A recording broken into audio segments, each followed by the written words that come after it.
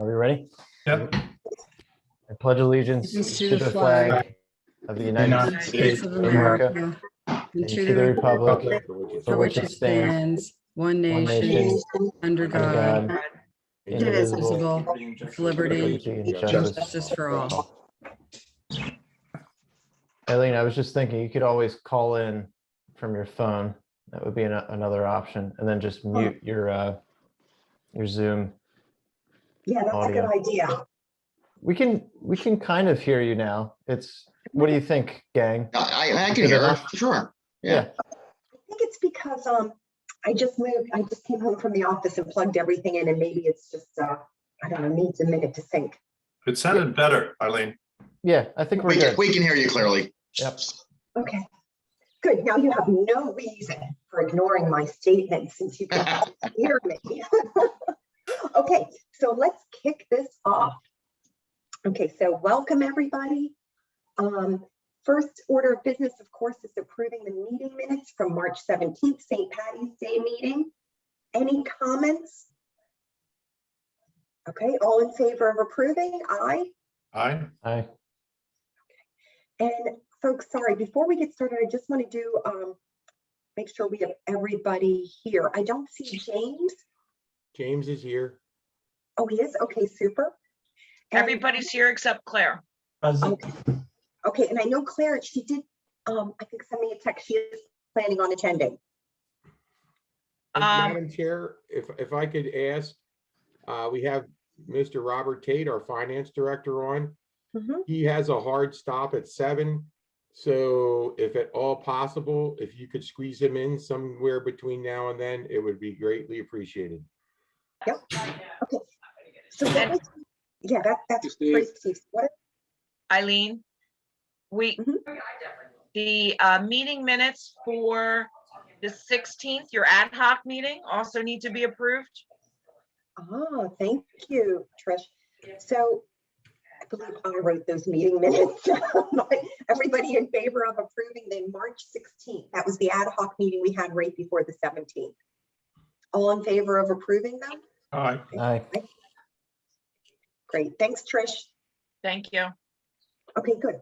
So what I would suggest, based on what Steve just said, is let's do the residents first, being that we are servant leaders, of course.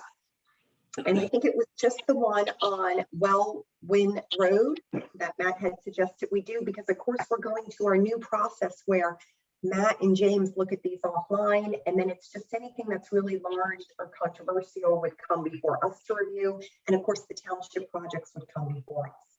So my suggestion is let's do that one because there's 55 trees removed. And then from there, let's go to the budget so we can talk to Bob T. Sounds good. Great.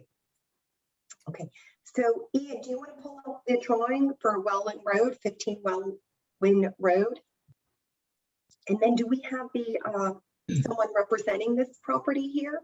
Yes, hi. My name is Pete Kokonis, and I work for Site Engineering Concepts. And Kevin and Christina Post are also here, if you guys want to say hi. Hello.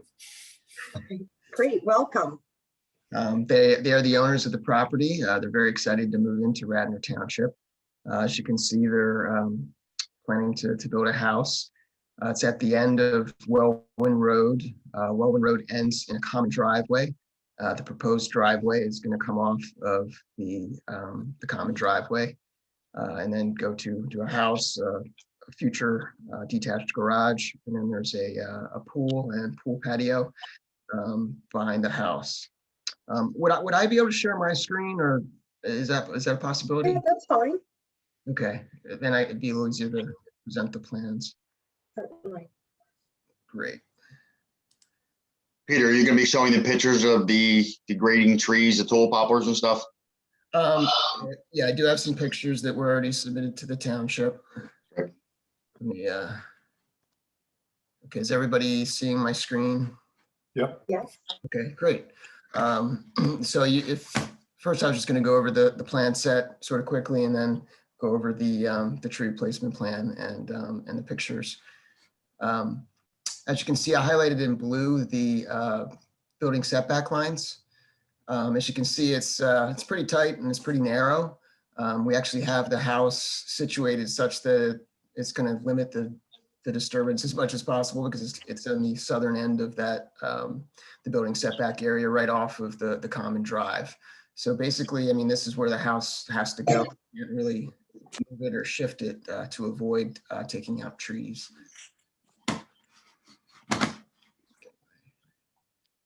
That's the first sheet. The second sheet is the erosion and sedimentation control plan.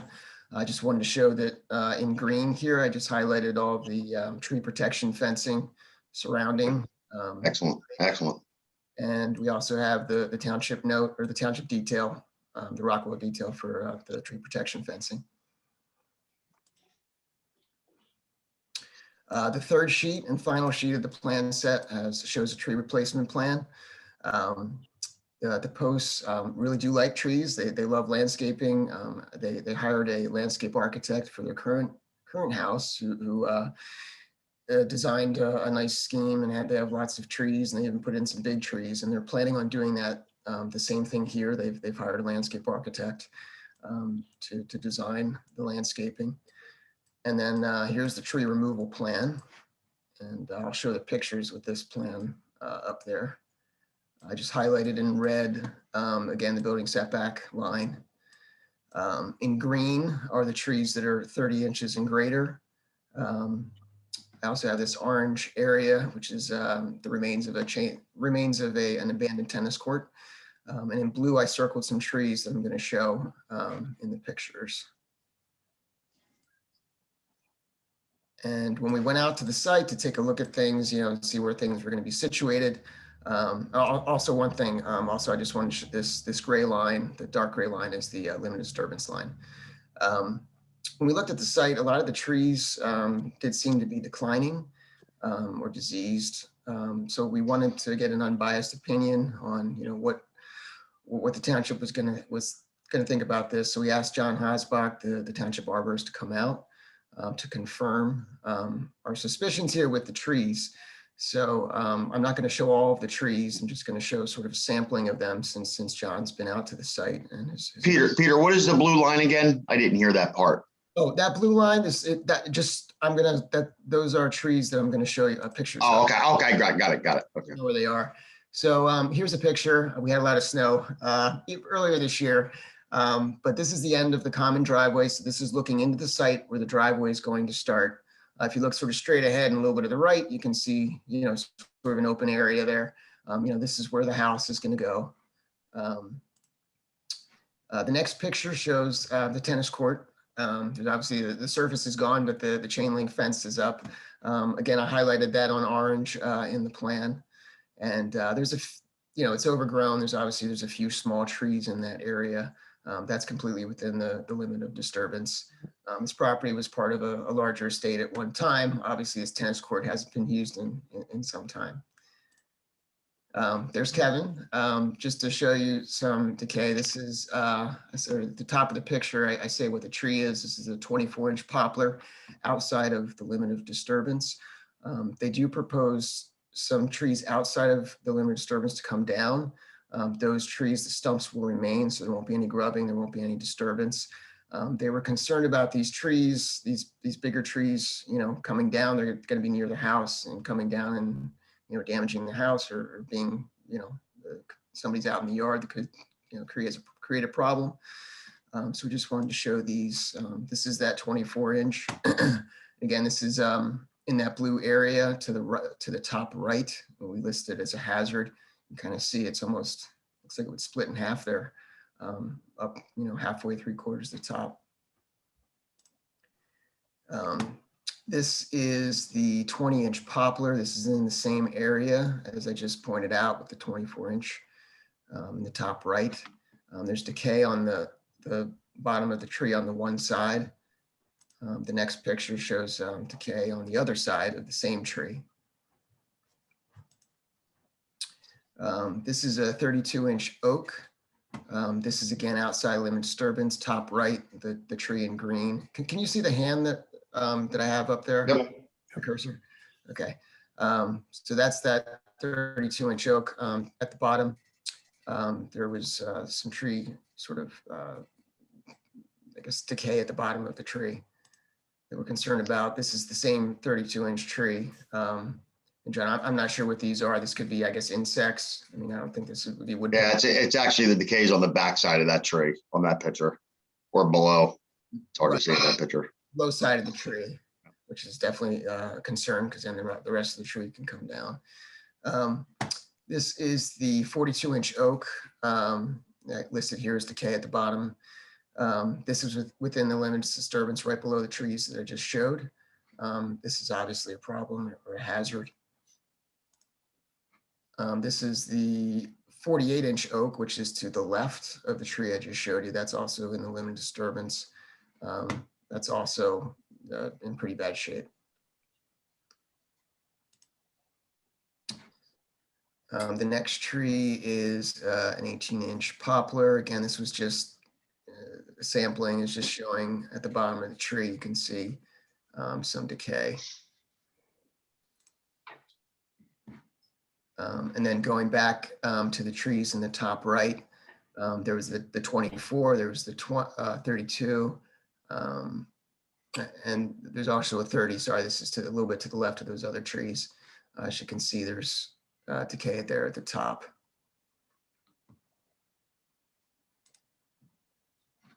Down at the southern portion of the site, kind of circled this in purple.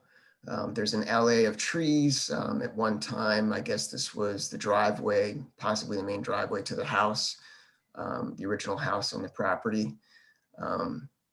We had John take a look at this and he agreed that these trees are a hazard. You can see they're all leaning to the right. There's actually a pool over here over where the fence is. This is the neighbor's property. They're leaning towards that. You can see that there's been some trimming that they didn't really do a good job with trimming over the years. There's also vines growing on them. Hey, Peter, this is Matt Golis. Can I stop you there for a second? Absolutely, yes. Some of the lindens look fine to me on that, in that alley. Like the #1 linden, that's the 32-inch. With a little tender loving care, that tree could, the canopy's fine. Some of the lindens are overgrown with vines and stuff and are in really bad shape, but there's a couple or maybe 3 lindens that you guys should consider saving because of the screening. Those are little leaf lindens. I'm a linden guy. I have lindens myself. I agree with you guys that the majority are in decay, but just Matt, I think you're talking about the first 3. I'm talking about the first one there that's in green, John. Yeah, I got it. Yep. And then the multi-stems, they're fine. They just look odd. And then there's one tree, like the 27-inch, doesn't have vines on it, that looks fine to me. The rest, I agree with you, but I'm just saying that this is up to the owners, I guess, but I'm just saying you might want to look at some of the other houses on that street that have taken all the trees down around the houses. They look pretty stark. And the houses on the sort of the right side as you leave, there's a couple new ones that left a lot of plantings and they really look great. There are new houses that look like they've been there for a long time. So that's all I'm saying. And then I agree with you on the rest of the property. Okay, thank you, Matt. And yeah, just to continue with the lindens, yeah, there's another picture. This is that 32-inch linden, you were talking about. It's on the corner of the property.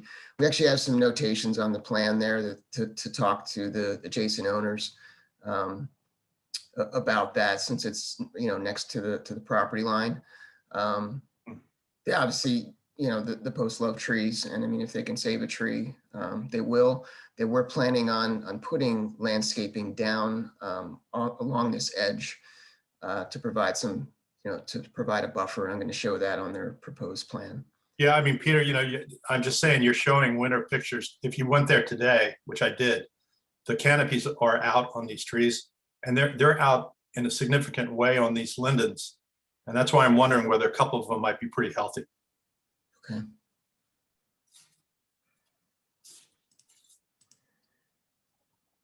This was one of the multi-stems, and I don't know if this one, I guess, was one of the bad ones, I assume.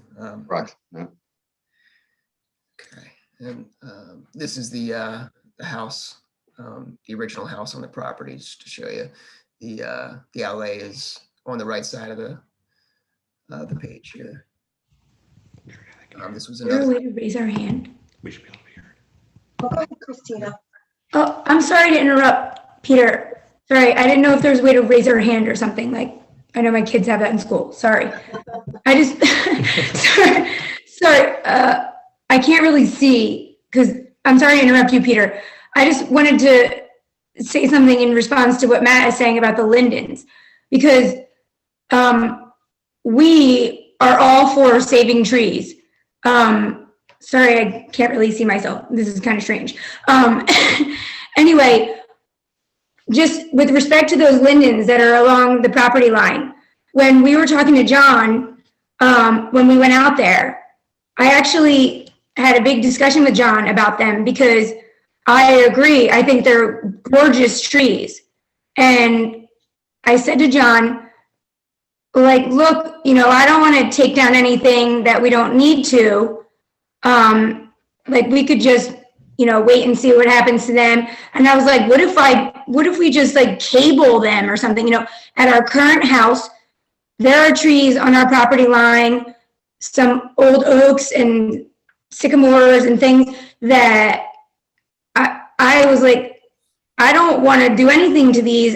But Bartlett, who we use to take care of trees for us, were like, these things need to have major sections taken down. And we were like, we cabled them instead of doing that because we wanted to save them. And I'm not like trying to knock John or anything whatsoever, because I totally trust him and know that he knows what he's talking about. But the discussion we had was, well, like, what if we just watch these for a while and whatever? And he was like, look, you can do that. I'm just saying that the way that they look right now is that they are in decline and that they are eventually going to go. He didn't say like, they're going to fall over right now. They're going to, you know, so Matt, I hear what you're saying, that you just went and looked at them and their leaves are out and everything, because what John said to us was not like, these are dead. They're dead and they're going to fall over. That's not at all what he said to us. He said, these are in decline and at some point they are going to fall over. They're hazardous. And from our standpoint, that means that they're going to fall on our neighbor's fence and on our neighbor's property because of the way they're going. And by the way, like, I understand that the way that phototropism works, that alley has, or whatever, has gone the way it's going because of the way the sun has caused them to go. Because, you know, we think that at some point was a beautiful, you know, cover over that driveway or something, which is amazing. And these are unbelievable trees. But we're at this meeting right now because we know that we're planting a whole bunch of trees and doing all this stuff. And we're like, if these are going to go, we want, you know, within the next, I don't know how many years now, I don't understand that, but or like what the time frame of that is, but I'd rather get something in there that is going to grow and be healthy and create, you know, some type of a barrier, and that I'm not going to worry he's going to damage people's property and et cetera, et cetera. The last thing I want to do is come in whacking down things that are gorgeous lindens or whatever. So I just want it to be understood where we are coming from, because we're not people that are trying to come in here and take down any kind of specimen that is at all going to be okay. That is not at all what kind of people we are or what we want to do. And I actually had a lot of back and forth, and John will tell you, with him about these lindens. And I'm not at all saying John doesn't know what he's doing, because he does. So the reason that we marked these trees for removal is because the discussion that Kevin and I had after thinking about this was, do we want to wait for these things to have a problem and fall on something? Because their branches are literally onto the ground on our neighbor's property by their pool already. because the phototropism has caused them to do such, and they have not been pruned or whatever for many, many, many years. And we're gonna be held responsible for that. Now, they are halfway on the neighbor's property line, and we have already discussed. Yeah, I can just interrupt you. Sorry, yes. I would say, one, thank you so much. We absolutely love the fact that you and your husband want to keep as many trees as possible. So that's fantastic. And we trust, just even based on what Peter said, that you have a lovely landscape plan, that this obviously will be a big investment. So Sorry, and whatever, I'll shut up, I'm talking too long. Sorry, thank you for cutting me off, I need to be. I think, Matt, at the end, it is up to you. Even if you want to take out healthy trees, that is your right to do. And then we just have the ordinance in place to say, okay, if you're going to take out these healthy trees, this is what you are obligated to replace, or make a donation if you can't. Right. So we totally understand that. But what I would say is, now that Matt has heard what you think, Matt, do you have any comments, being that you did get to see these trees personally? Yeah, I mean, I think that there's at least two of these trees with some pruning and not cabling would be fine. And I also think that at least two of the trees should go in the table, like they should be replaced if they're taken down, because they're not in decline as far as I'm concerned. Now, John and I may disagree about this, and I respect John more than anybody, but when I go, I'm just telling people what I saw. So it's like, I surveyed 6,000 trees for Radnor. So it's like, I think I know a tree when it's dead. So 2 out of the 16, Matt? Maybe 2, John. Yep, good. And I appreciate it, and I'm not trying to say they're dead right now. That's what I guess the bottom line of what I said in way too many words. I'm not trying to say they're dead. Yeah, and that's okay, because it would be a certified arborist that would have to say, hey, this tree is hazardous. So don't worry about it. We won't even involve. Right, I just didn't want that to be misconstrued, that we're saying these are dead, because that's not what we're trying to say. So, and I understand. Gray area. So I will zip it. Thank you for interrupting me, because I need to shut up. So. Yeah, that's okay. Christina, on the plan, yeah, we do list them as declining or decaying. We don't list them as being dead. Okay, so whatever. Sorry to interrupt you and take too much time to talk. Go on. No, it's good to understand the big picture. So that's all good. And we have no problem about you, calling out John. We like to make fun of him. Oh no, and I'm not calling him out whatsoever, because I'm not calling anyone out. I just wanted to be clear that we weren't trying to claim these are dead. Yeah. So that's okay. So it sounds like the lindens along that area are somewhat in a gray area. So they're not dead. They're not necessarily hazardous. They're in decline. It sounds like some of them would be considered healthy. So if they were to be removed, they would just go in the replacement formula as trees that need to be replaced for the compensatory requirements. I think that's, but it would, at the end of the day, it's your call if you want to remove them or not. So just one question though, am I misunderstanding that if something's in decline or decay and that makes it hazardous, right? Which should make it need to be removed, right? Yeah. What Matt is saying, that 2 of them he believes can be left and pruned. Overall, the 16 of them are in very bad shape. Matt thinks 2 can be pruned and salvaged. So if you're going to remove those 2, you will need to compensate just for those 2. Got you. Okay, thank you for clarifying. Okay. Yeah, if you'd like me to continue, I can continue just with the tree replacement plan. Just wanted to show you the plan that was prepared by the landscape architect. And just want to show you the planting schedule. There's 35 proposed replacement trees, and we're asking for 43 credits if possible. That's due to larger sizes. As you can see, there's a acoustic dogwood with a proposed planting height of 15 feet. There's 2 of them, so they're requesting 4 credits. There's a southern magnolia, just 1, they'd be 10 to 12 foot height. They'd say like 2 credits for the one tree. And then also the saw leaf Velkovas, they're proposing 4. They'd like to get 8 credits. If you could consider 8 credits, because those are going to be 4 to 4.5 inch caliper. So if possible, with the 35 trees, they'd like to get 43 tree credits.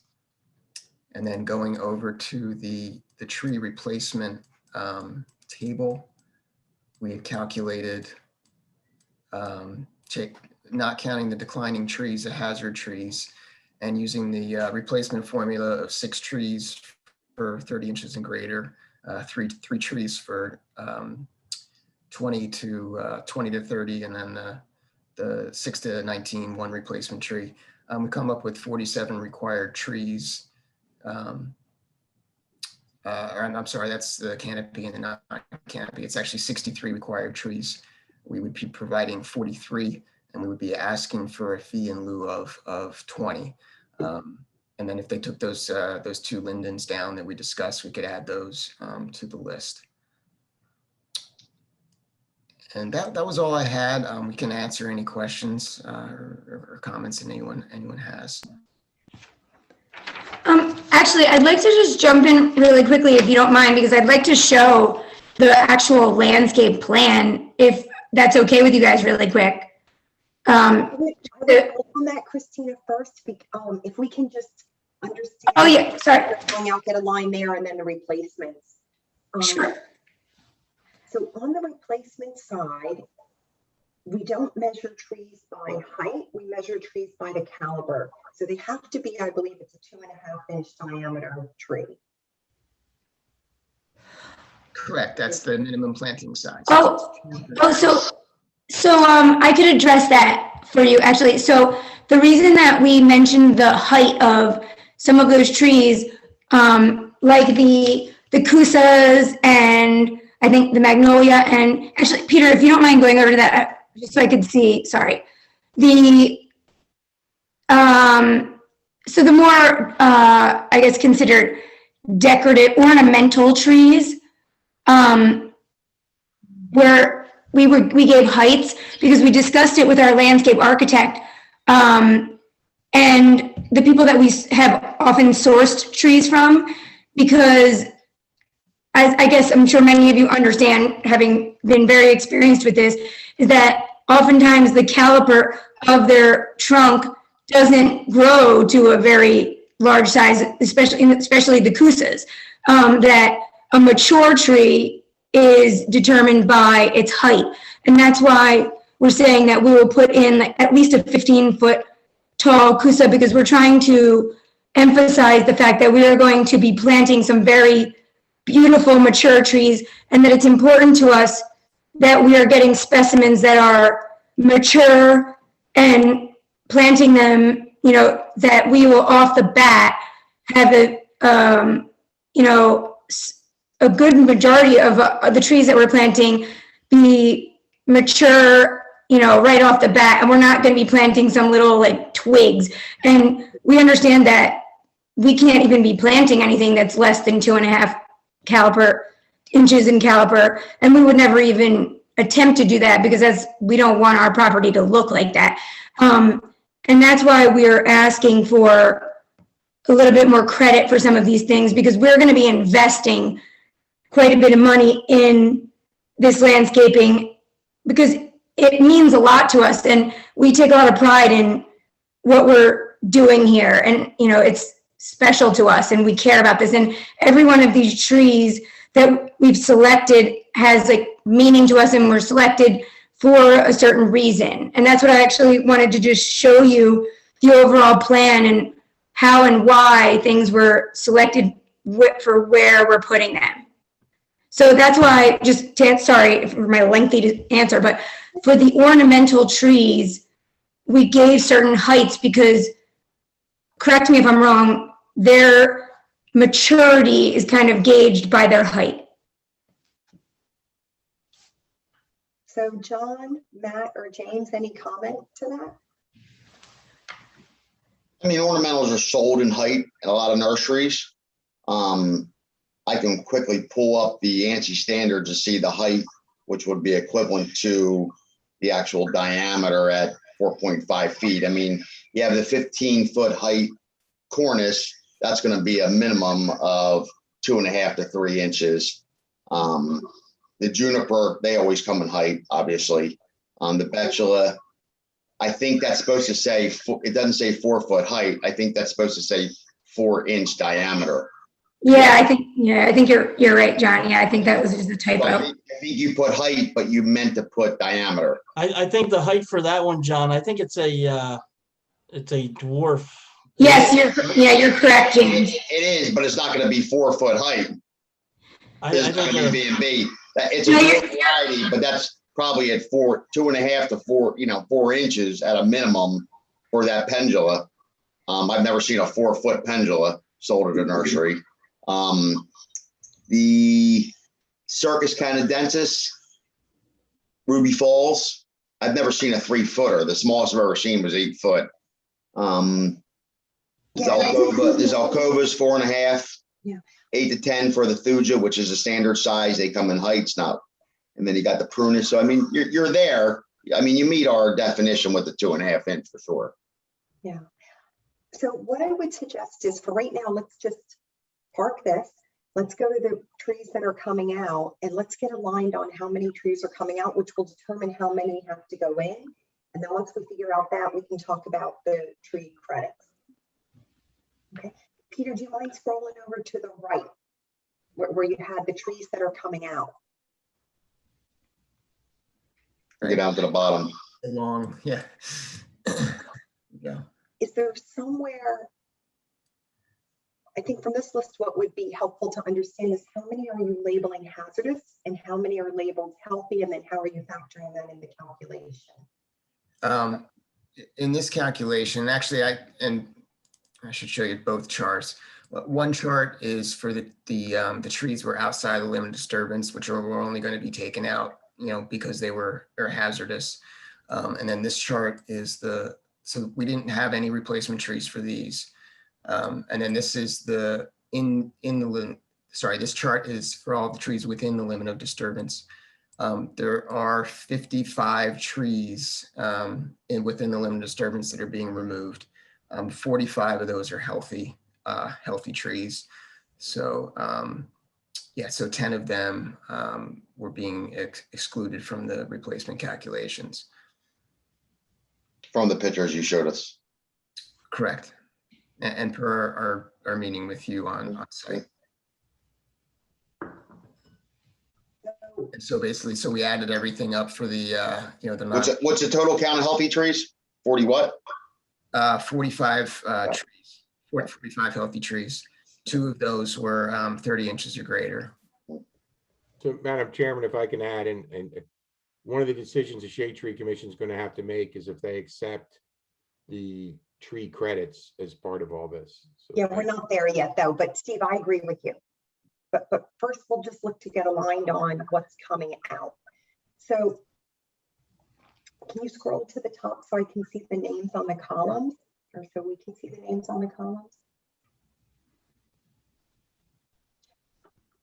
So they're just down for the non-large canopy and the large canopy per the tree replacement formula. Okay. And then total trees is on the right side. And can you scroll, sorry, now to the bottom? Now that I know Sorry, I know it is a long chart. Oh, so you don't have the total being removed from the left-hand column there. You just have the sizes. And they're all one. Yeah, I don't have a total number of trees. I mean, you can count these up if you like. I did, and there's 55 listed here. 55. I was trying to do that, and you keep on moving it. Oh, sorry. That's right. Would you like me to have the whole thing? Okay.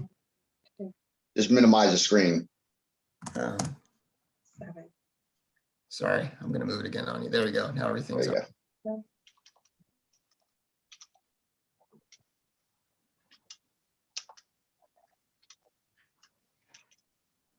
Okay, so I get a total count of 66 trees 66. within the limit of disturbance, and then 11 trees over on the right outside the limit of disturbance. So the ones within the limit of disturbance, John, a question to you. So are you aligned on the 10 that are marked hazardous and Correct. they split or dead, but they have 0 replacements? Correct, yes. Oh, we did verify those. Yep. Okay, that's good. And then if we hop over to the outside of the limit of disturbance, where there are 4 listed and then 7 listed, are you aligned with what Matt is saying is that 2 of the lindens could be actually considered? I mean, we did a full inspection of those lindens. You know, I'm looking at the longevity and their planting practices.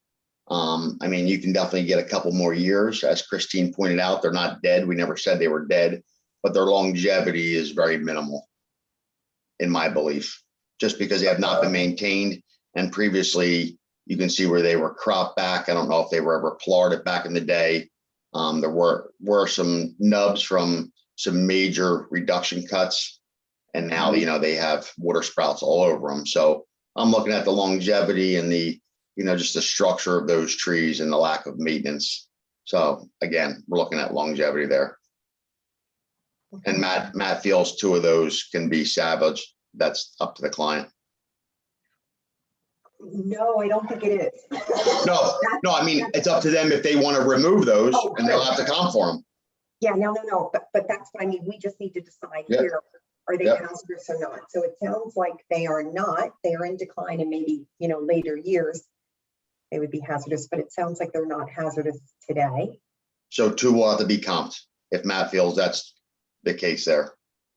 Okay. So if so, that puts us at 47 trees being removed. And which 2 would those be, Matt, when you look at the alley of trees? If we're up to me, I would say the number 1 tree, which is the 32-inch. That needs a little pruning, but it's not an unattractive tree. It's a nice screen. There was 1 more in that line on that side that was not vined that could be saved, I think.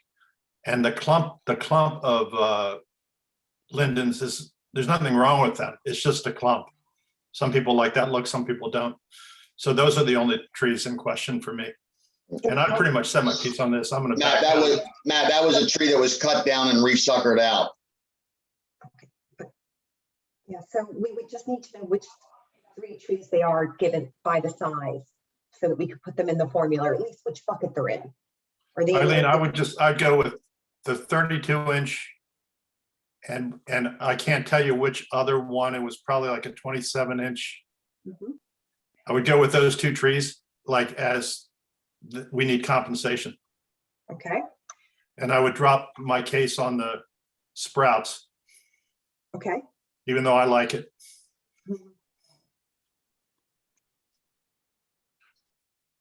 Okay, so that would be an addition of 9 more trees for what is required. But that's the tree replacement formula over there. So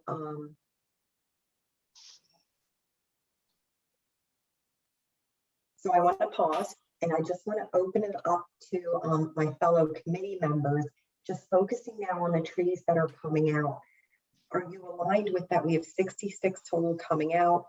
19 we are considering hazardous, 10 on the long list within the area of disturbance, and 9 in the outside the limit of disturbance. Yep, I'm aligned there with the numbers. Thank you for doing the math. Yeah, I'm not capable, but that's good. Thank you. Madam Chairman, could you repeat that just for the minutes? I'm sorry. Yeah, no problem, no problem. 66 trees are coming out. 19 are considered hazardous. So there's a net of 47 healthy trees coming out. Thank you. Okay, so that's good there. And then I just want to make sure the posts that you're okay with, that we are saying, hey, the 32 and the 27-inch in the alley of trees would be considered healthy. So therefore you would have to abide by the ordinance and make the compensatory replacements. So I'm just going to say back to you just so I understand. So the 32-inch and the 27-inch linden, if we choose to remove them, we would have to plant something in their place or pay the amount that you pay for removing a tree. Is that correct? Correct. Yes, we understand then. Or the fee in lieu of. Yep. Right, okay. Yep, okay, good. Okay, So, oh, sorry, just to understand. So all the other lindens in that row, I guess there were like 6 or 7, Mhm. are okay to remove without compensation. Correct. you can remove 5 of them, since 5 are deemed hazardous and 2 are deemed healthy, the 32 and the 27. Right, the 30, excluding the 32 and 27, the other ones are deemed hazardous. Yep. Because of the things that have been removed and sprouting and all that. Okay. Yes, we understand. Thank you. Okay, good. Okay, cool. So good news is I think we're all aligned on this part. So now we can move to the left and we'll go to the tree, the new trees going in. Okay. Okay, so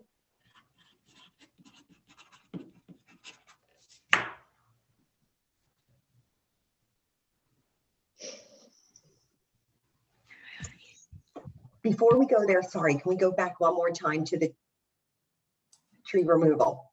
Okay. And then if we can scroll down to the bottom, and I want to, so the total trees required. So the number 47, that doesn't look right. There's 63 replacements required because there's 6 per the 30-inch and 3 per the 20 to 29 and 1 tree. So Got it. Yeah. not per tree. So it'd be So the 63 plus the 9 for the lindens would be 72.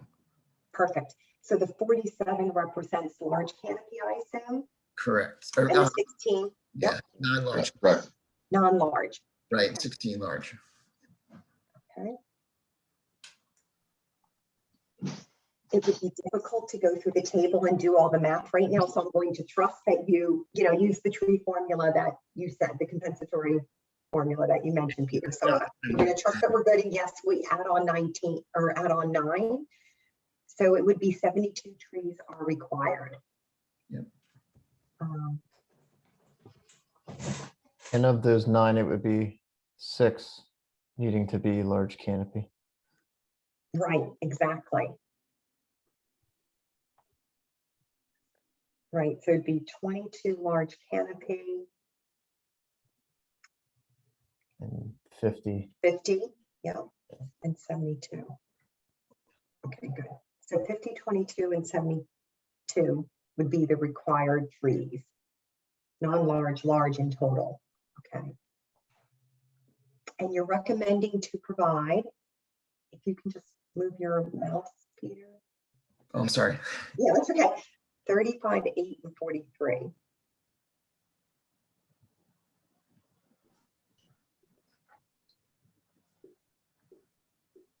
Okay.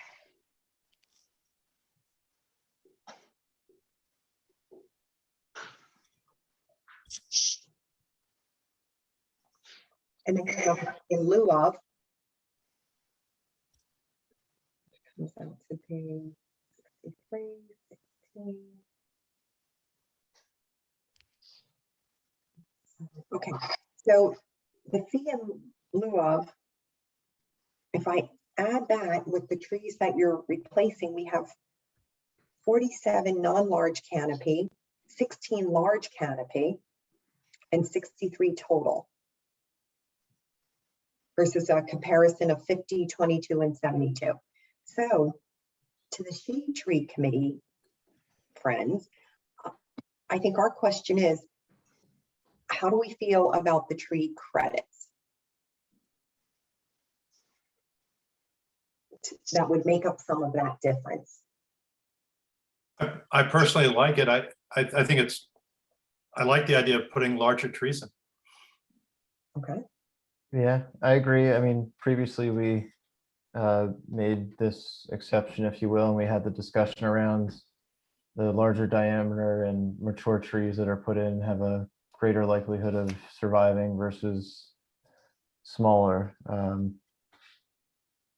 So Just as a counterpoint, I shared an article with John that said that the 2.5-inch tree probably has a greater likelihood of surviving than a 5-inch one. Yeah. Help me on this. Yeah, absolutely. So a smaller tree has more survivability. However, I think what the posts are trying to do here, because it's such a narrow site, and some larger trees are coming out, they're trying to have that instant impact, which, you know, I kind of agree with here. Could I say something? Is that okay? Mhm. Can you hear me?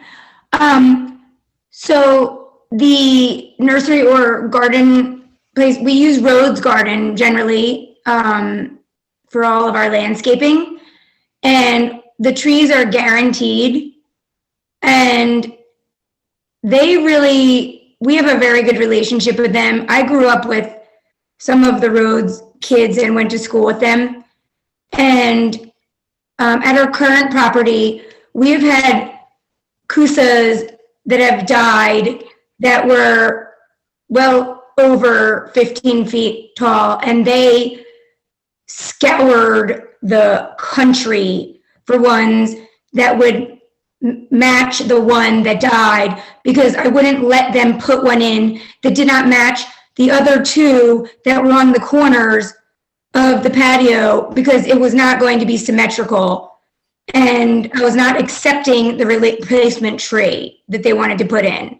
And there have been azaleas and other things, all kinds of things that have died year after year after year on our property that they just keep putting back in without question, and because they know that we take care of our property as well as anyone possibly could. And the death of those plants is nothing that could have been prevented.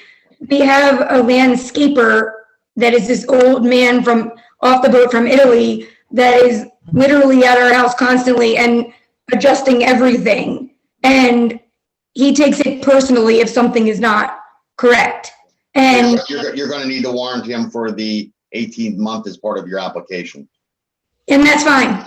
We'll do whatever, but the concern about survivability should not be a concern, whether they're big or small, because it will be handled.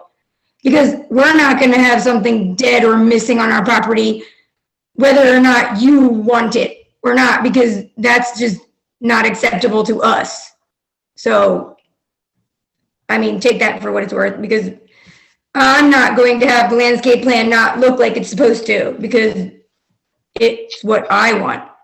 So if that says anything to you, I don't know. Yeah, no, that's helpful. Okay. So let's see, we heard from Matt. So Frank, how do you feel about these tree credits?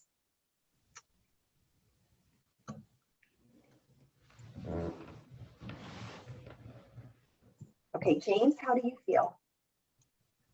How do I feel?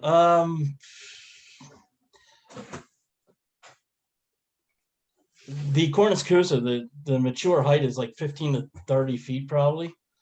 So, and it's not I wouldn't consider that a large canopy tree either. So there is no real large canopy trees on this plan, and there's supposed to be 16.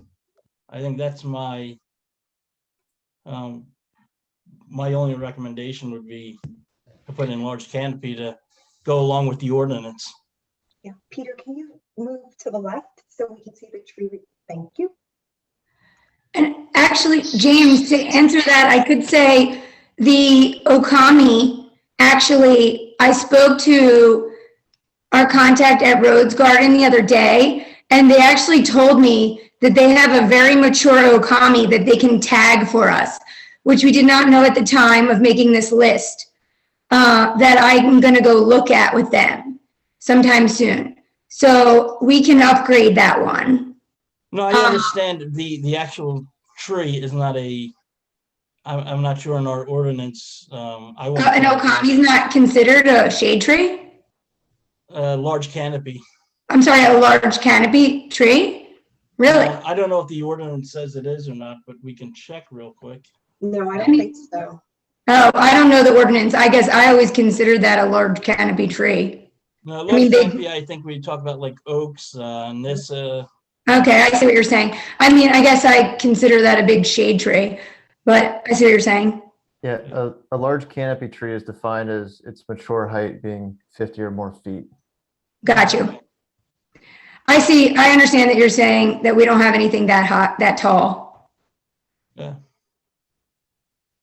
So, I mean, so you are- asking Eileen about the different heights and giving credit, I don't think we should for the Cornus Cusa because it's not a large canopy tree anyway. If it was like a maple tree or an oak, and we're getting a large 4.5-inch caliper tree, then I would be okay with that.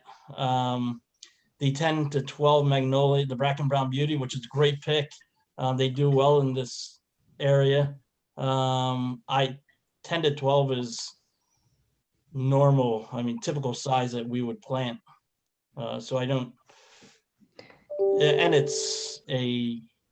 I wouldn't consider that a large canopy tree as well.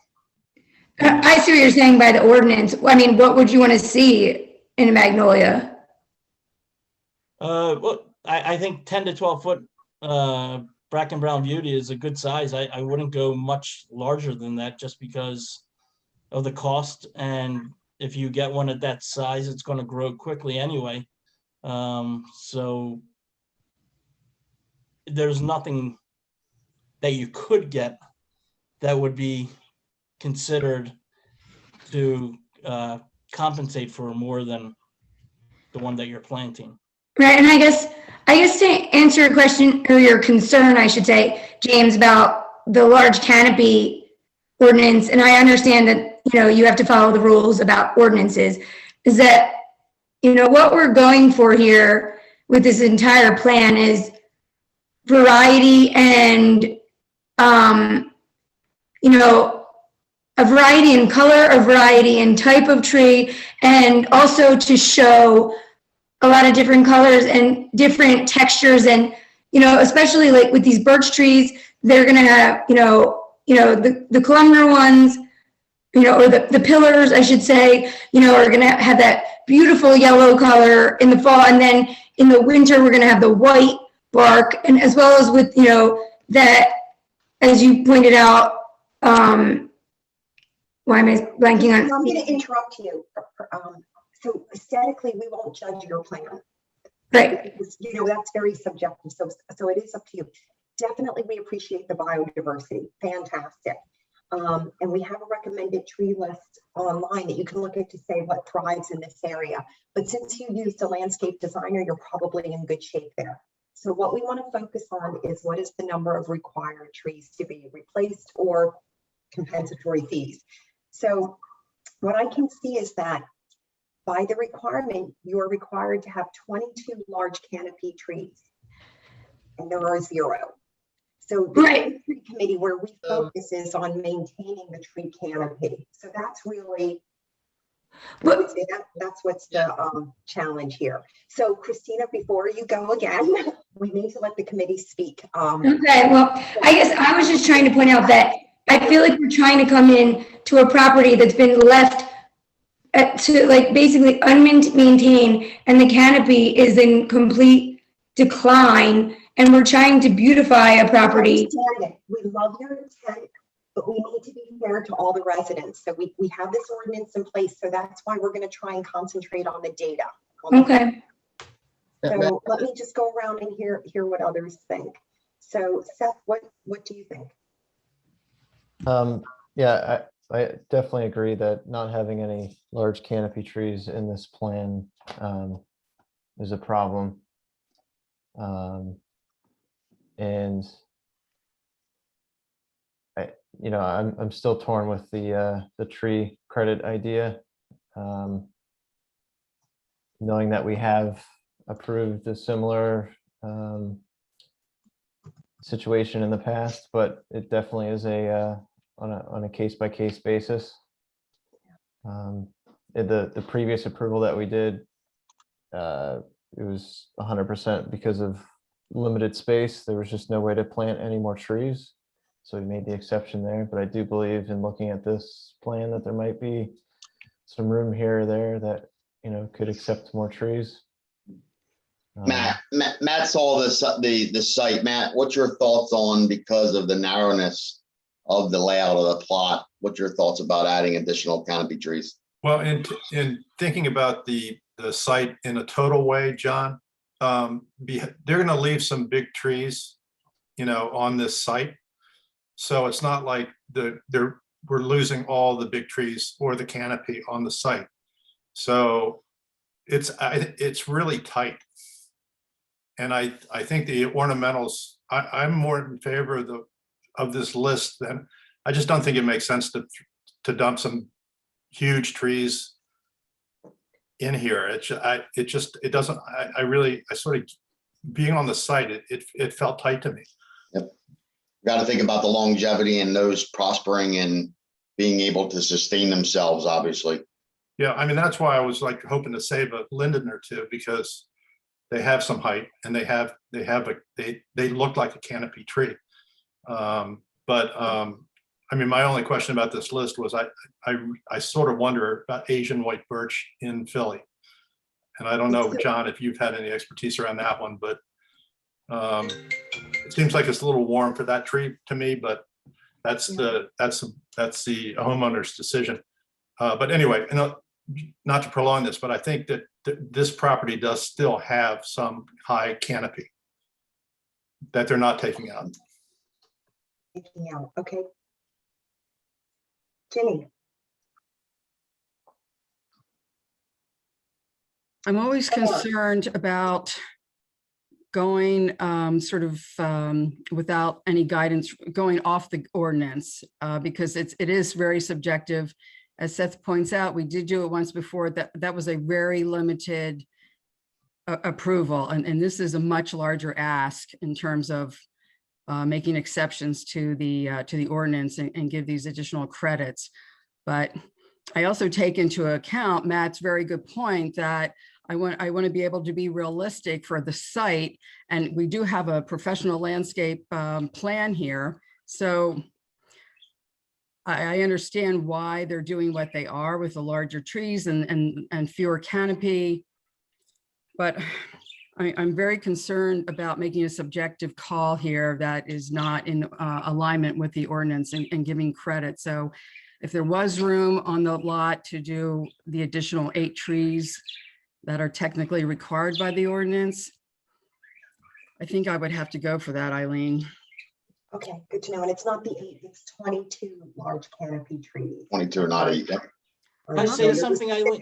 There's 6 Well, that not are necessarily. missing. Will we have to do canopy? I mean, I guess I was misunderstanding that. Couldn't we just do additional?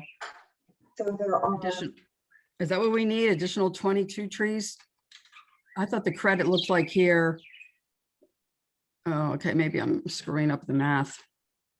So is that it? 22 trees that they're asking credit for? there are 72 trees required, 22 large canopy, 50 non-large canopy, and they are proposing a total of 63. Okay, yeah. Second. I know it's hard to follow all the numbers. I'm with you. Yeah, so, I mean, So then let them pay an additional fee, Eileen, Yeah. if more trees won't fit on the lot. Yeah, that's I'm kind of there with you. So I made a quick cheat sheet. You're amazing, Eileen. Oh my God, what a math brain. No, I needed the help with my brain. So, Can I just say one thing, Eileen? yeah, James, I was going to next anyhow. I'm fine with the plan. I mean, that's their plan. It's a good plan. I was just pointing out that there was no shade trees. And I understand the site doesn't take it. There's every tree has to fit in this, in a certain site. And I understand how Seth was saying we let the previous developer, whoever it was, when we did those double for the size of the trees, we did those for large canopy trees. I think they were maple trees. They're putting them in a 5-inch. Yeah, and they're putting them at 5 inch. These are Coosa dogwoods, which are, they're putting them in at mature height almost. So they're not going to get larger Yeah. quicker. They'll probably possibly struggle quicker Yeah. because of the height, because they are so mature. But that's the only reason why I would not consider it here, is because there are not large canopy trees that are gonna help the tree do better. That's all. Okay, makes sense. Claire, Hi, everybody. It seems to me that the posts are quite invested in their plan and have a landscape architecture. And there is a lot of trees here that they're working to put in. And if it's my personal opinion that it gets pretty close to, satisfying the ordinance. And if they would like to work a little bit closer with their landscape architect to maybe include a few extra large canopy to sort of offset that, I would be good with that. I mean, I think this plan is really well thought out. It's a lot of trees. And, I don't know if we want to, I know it's outside the ordinance, but it is still a real big gesture in planting trees. and Frank. It's extremely complicated plan. I think it's been done in good faith. The only thing I might ask, I'm very hung up on canopy, and I got hung up on what Matt was saying about those two poplars. If the post could make an effort to save those two poplars, trim them up, make them healthy, that would, maintain the township's canopy. And I would be all for that. I mean, for their plan, if we could get those two tulip poplars maintained.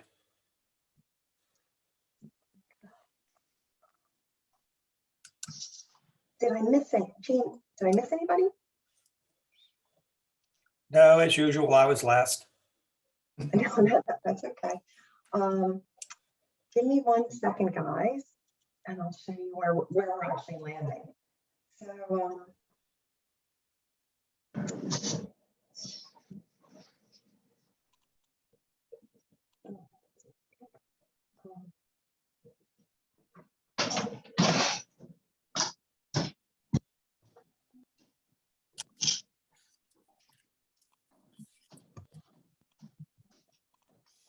okay.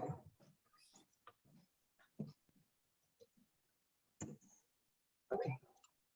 So I think this is where we're netting out, is that the non-large canopy actuals 50 are required, and they're actually planning 63, so 13 more than needed. The large canopy actuals 25 required, and the delta is we have none. So we're Excuse me, so it's just imbalanced. may I say something? Yes. Sorry, I thought the Zelkovas, I have my hand up before, but I looked in the ordinance. You're right, Peter. Okay, so the Zelkovas are large. How many are you putting in for the Zelkovas? So we were putting in 4, but because they were larger, I guess, was it 4 to 4.5? You're asking for 8. For 8, yeah. So that's okay. Well, we'll get the math right anyhow.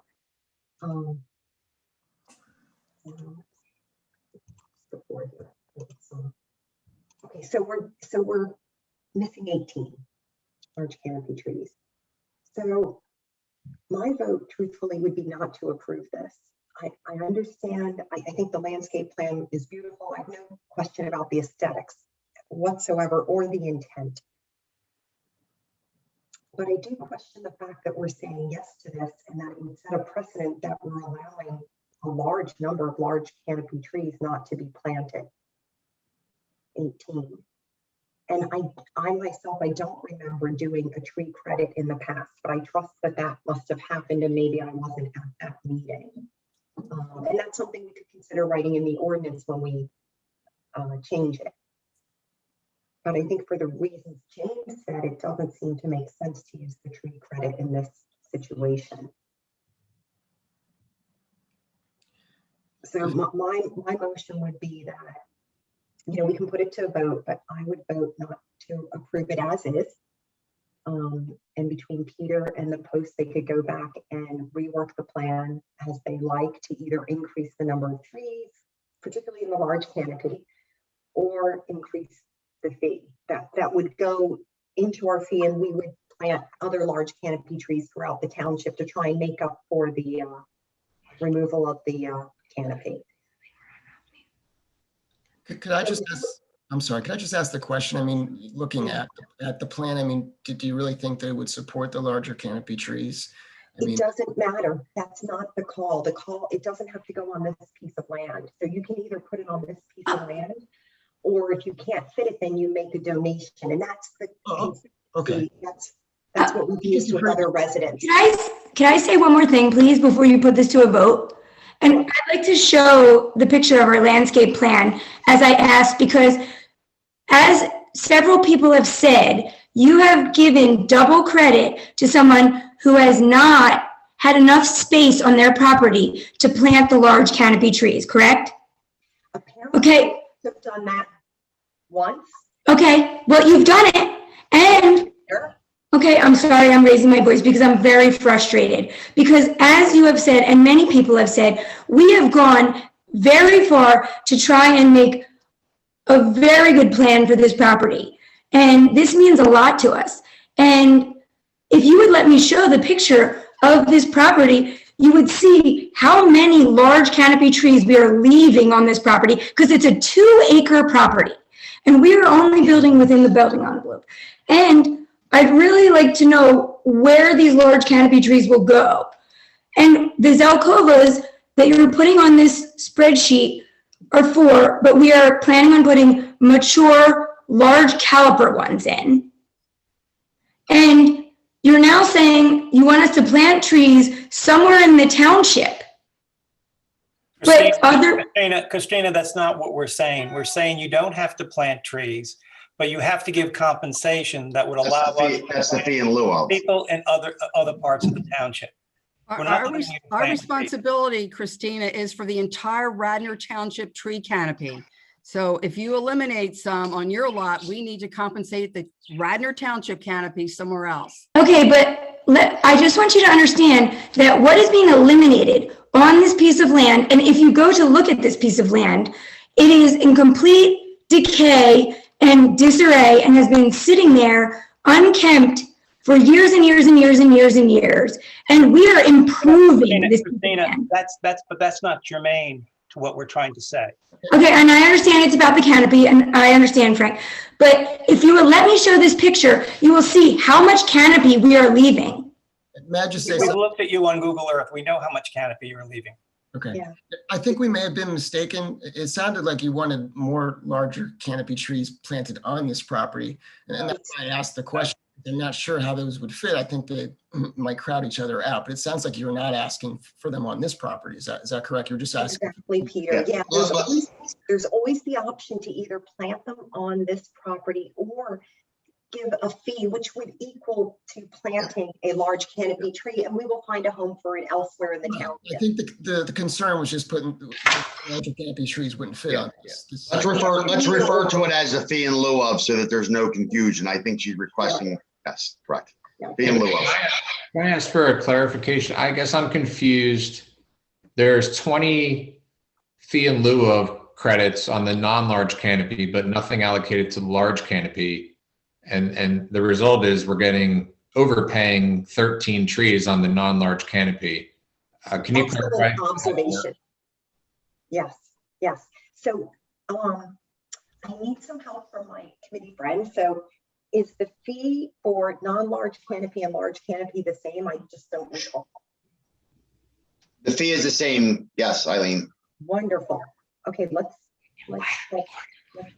make this work then. There's no differentiation between small and large. Yep. Okay, so you only need 7 here. So we could move 13 here. And that should bring, sorry, because I didn't do my formulas. My apologies. Let's get this 17. 5. There. And also and maybe we could revisit our request for those Zelkovas because we're planting the mature trees. I don't know that we had addressed that or come to a conclusion on the Zelkovas being qualifying for a mature credit. I did put them in as large canopy. Can you remind me of the height? Peter, do you have that? It's by the caliper. Yeah. 4 to Not 4. the height. On the plan, we propose 4 to 4.5 inch caliper. Okay.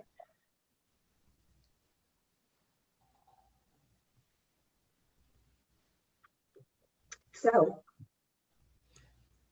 that is a large, I mean, Zelkovas are kind of in the middle, but we would consider them large canopies, what we have before, so that fits. There's 4 of them. We would require a 2.5 inch. They're planting 4.5 inch. So does that make up for 5 large canopy trees? 4 trees, basically at double the size. So I'm okay with, it's a good point that you brought up, John and James, about the exception we made previously for the tree credits was strictly for large canopy. I don't think that we would do tree credits for small trees. So I'm okay with having a tree credit for those Zelkovas, which would, go from 4 to 8 essentially. Mhm. But then we have that one credit left over, I suppose. Mhm. I'm really not in favor of it, Seth. I mean, going off the ordinance is so subjective and just, it leaves us open for constant subjectivity on our decision-making for the next person that comes on. I think it's very fair to stick with the ordinance, and yes, it's a great plan, but we still have an ordinance to abide by and ask for a fee in lieu of. I would be more comfortable with that myself. Are the posts comfortable with that? I think I would be comfortable with that. fee in lieu of. I don't think that we had an issue with that. Correct, Christina and Kevin? I'm sorry, an issue with what? The fee in lieu of, I don't think we had an issue with the fee in lieu of. I mean, we realized there's a certain amount of replacement trees that were required. We're planning what we think the site can support, and then, we're willing. Right, but we were planting larger caliper trees because we were hoping to get double credit for those, because we are spending a lot more money to do that, especially the Zelkovas. We were hoping for those to count as 8 trees, not 4.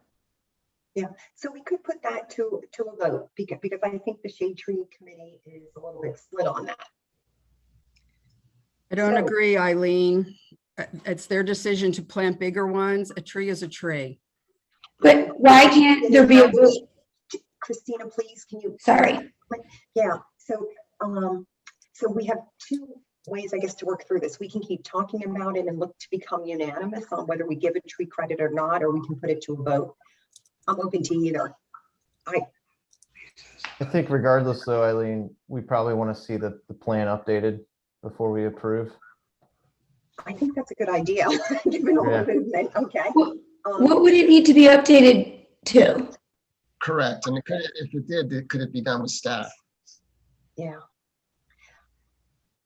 So But speaking it for already staff, says that they're I gonna be have no pouring out problem with it coming back to us, but we have to be very clearly defined what the Shade Tree Commission is looking at.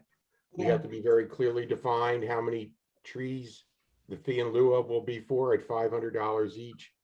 So depending on what the Shade Tree Commission approves, it may be best to come back next month. We can do it in-house if you're comfortable with it, and I say that to the chair and to the commission.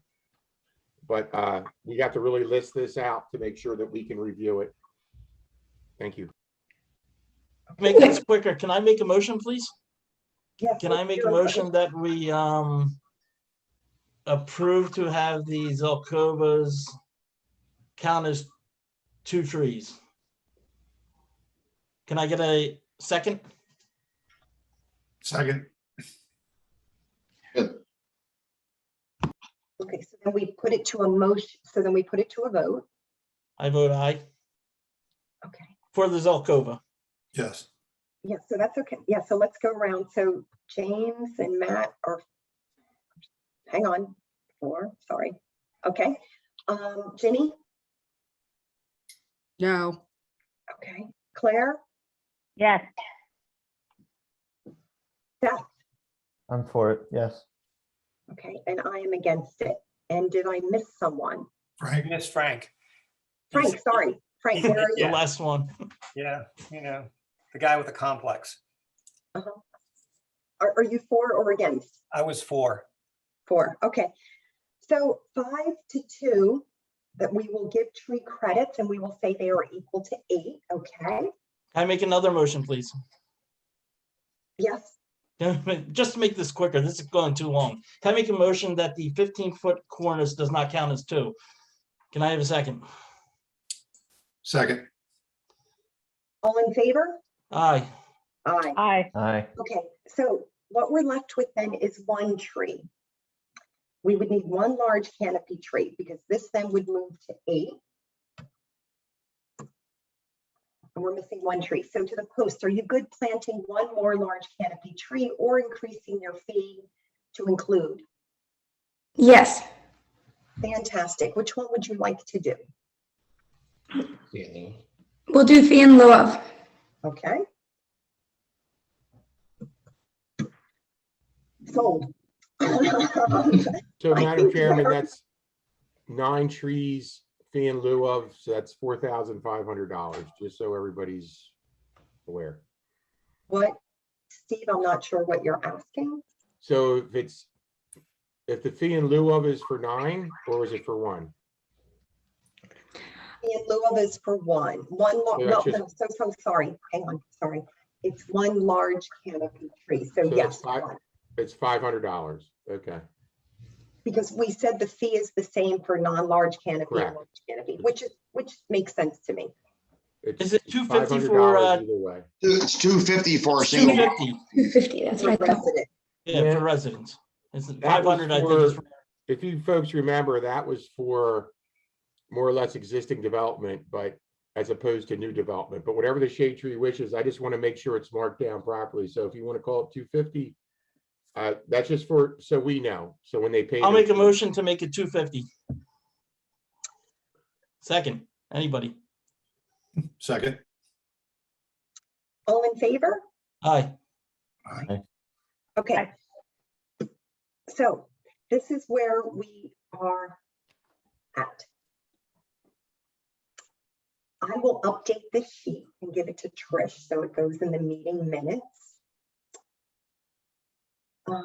Because Thank you. I was hoping you would say that. yeah. You're making Trish's life easier, Eileen. I'm working on it. So it would look like this. Okay, so I'm off by 1 tree. I'll figure that out. Okay, so now we just, to Seth's idea that the plan be amended and it come back to us. I do agree that the plan should be amended. Would we be comfortable approving it offline versus waiting to the next monthly meeting? James and Matt would look at it. That's our offline approval. So I'll put a motion, I guess I'll put a motion in place to suggest that. Is everyone okay with that? Yeah, that works for me. Wait, I'm sorry, I'm confused. What needs to be amended? You need to amend the drawing in regards to your tree replacement and your trees coming out. There's 2 tables. Those need to be amended. Peter, do you understand what they're asking? Yes, we just need. Okay, got it. Then you can amend it. Yeah. It's a simple amendment. Okay. Yeah. It's just changing the tables on the plan. Oh, okay. So, Thank you. Yep. And then we're proposing that James and Matt just review it offline, so you don't have to wait another whole month to come back to. Okay, thank you. Sorry, I just didn't understand what needed to be amended. Yeah, that's okay. So, given this lengthy discussion and the outcome, is everyone in favor of approving this plan with the motions in place, the amendments that we have discussed? Yes. All in favor? Aye. Aye. Aye. I'm voting no. And one no from Jenny. Jenny, I assume, given the tree replacement formula here. Yeah, and your and my vote will be noted as against the tree credits. Okay, I think that's a wrap. Thank you very much, Mr. and Mrs. Post, for joining. Thanks, Peter. Thank you, everybody. Thank you for your time. I appreciate it. You're welcome. Good night. Okay. So I would say, since we're almost at 8 o'clock, when I look at the hot items on this list, it would be the Venomour Woods project. That one could be a lengthy discussion in itself, but I think, do we have any residents here that had joined for the Venomour Woods project? Eileen, didn't we have Bob Tate? Wasn't he? Yes, but he had to leave at 7. Oh, okay, left at 7, okay. Yeah. I'm still here. Oh, he's still there. Bob, thanks for And hanging so on. Matt Lombardi is still waiting also for the 92 South Ithan. But Yeah, that it's a should have very, been it's a approved very minor offline. plan. That should have been approved offline, no?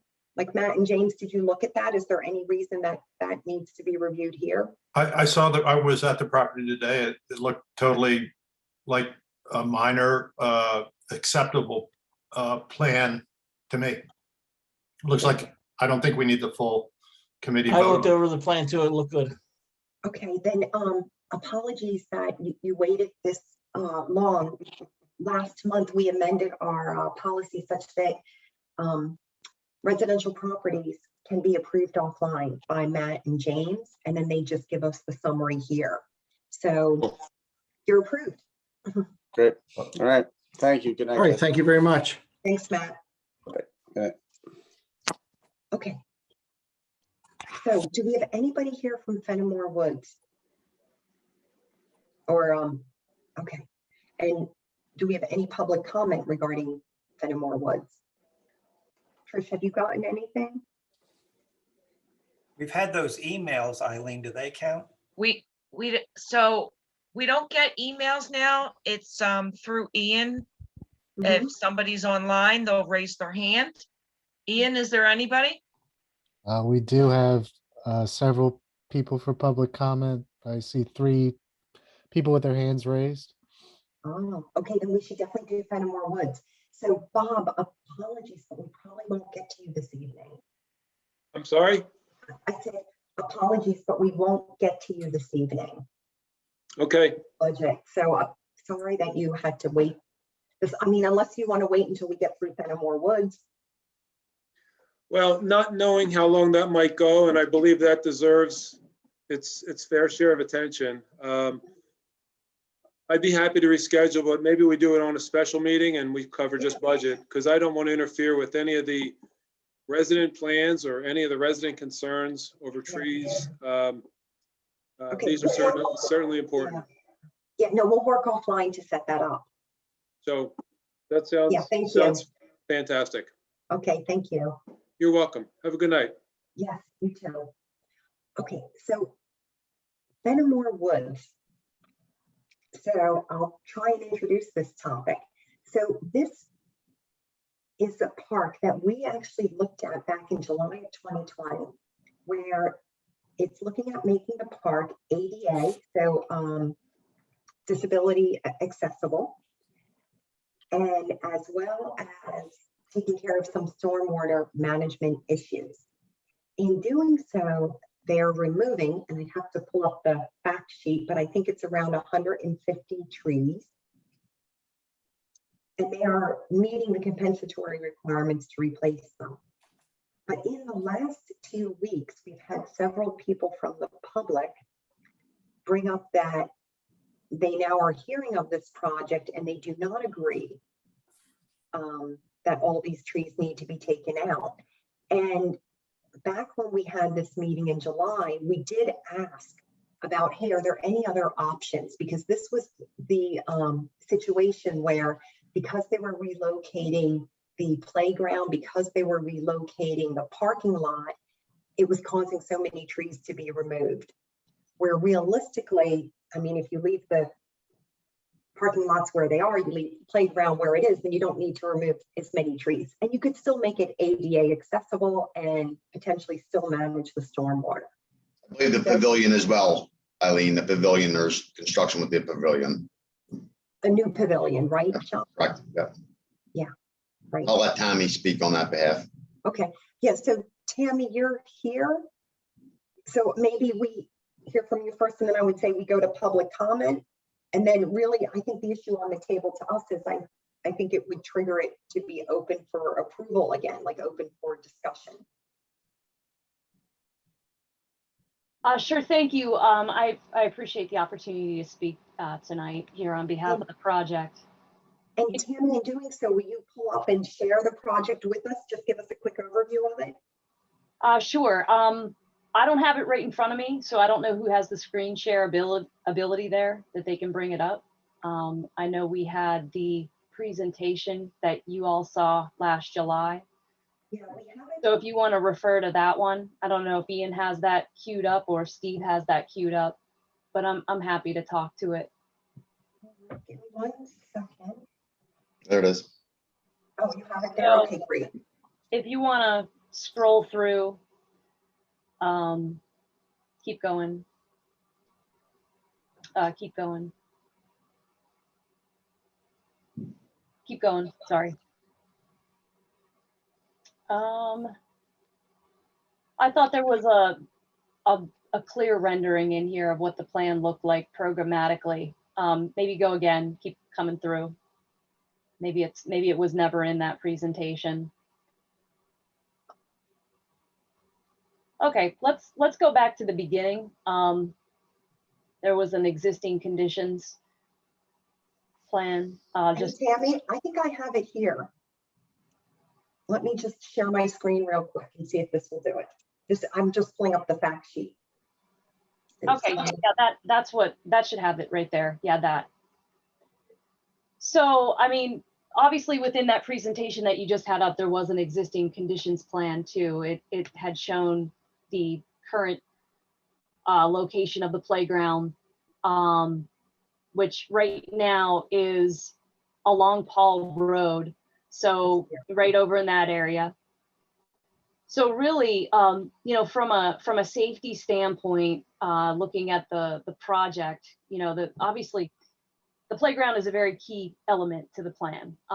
That's something that had been determined all along, not only through, you know, any of the public meetings and discussions that were had, but just in general, we know the usage of the playground is considerable, as well as the pavilion area.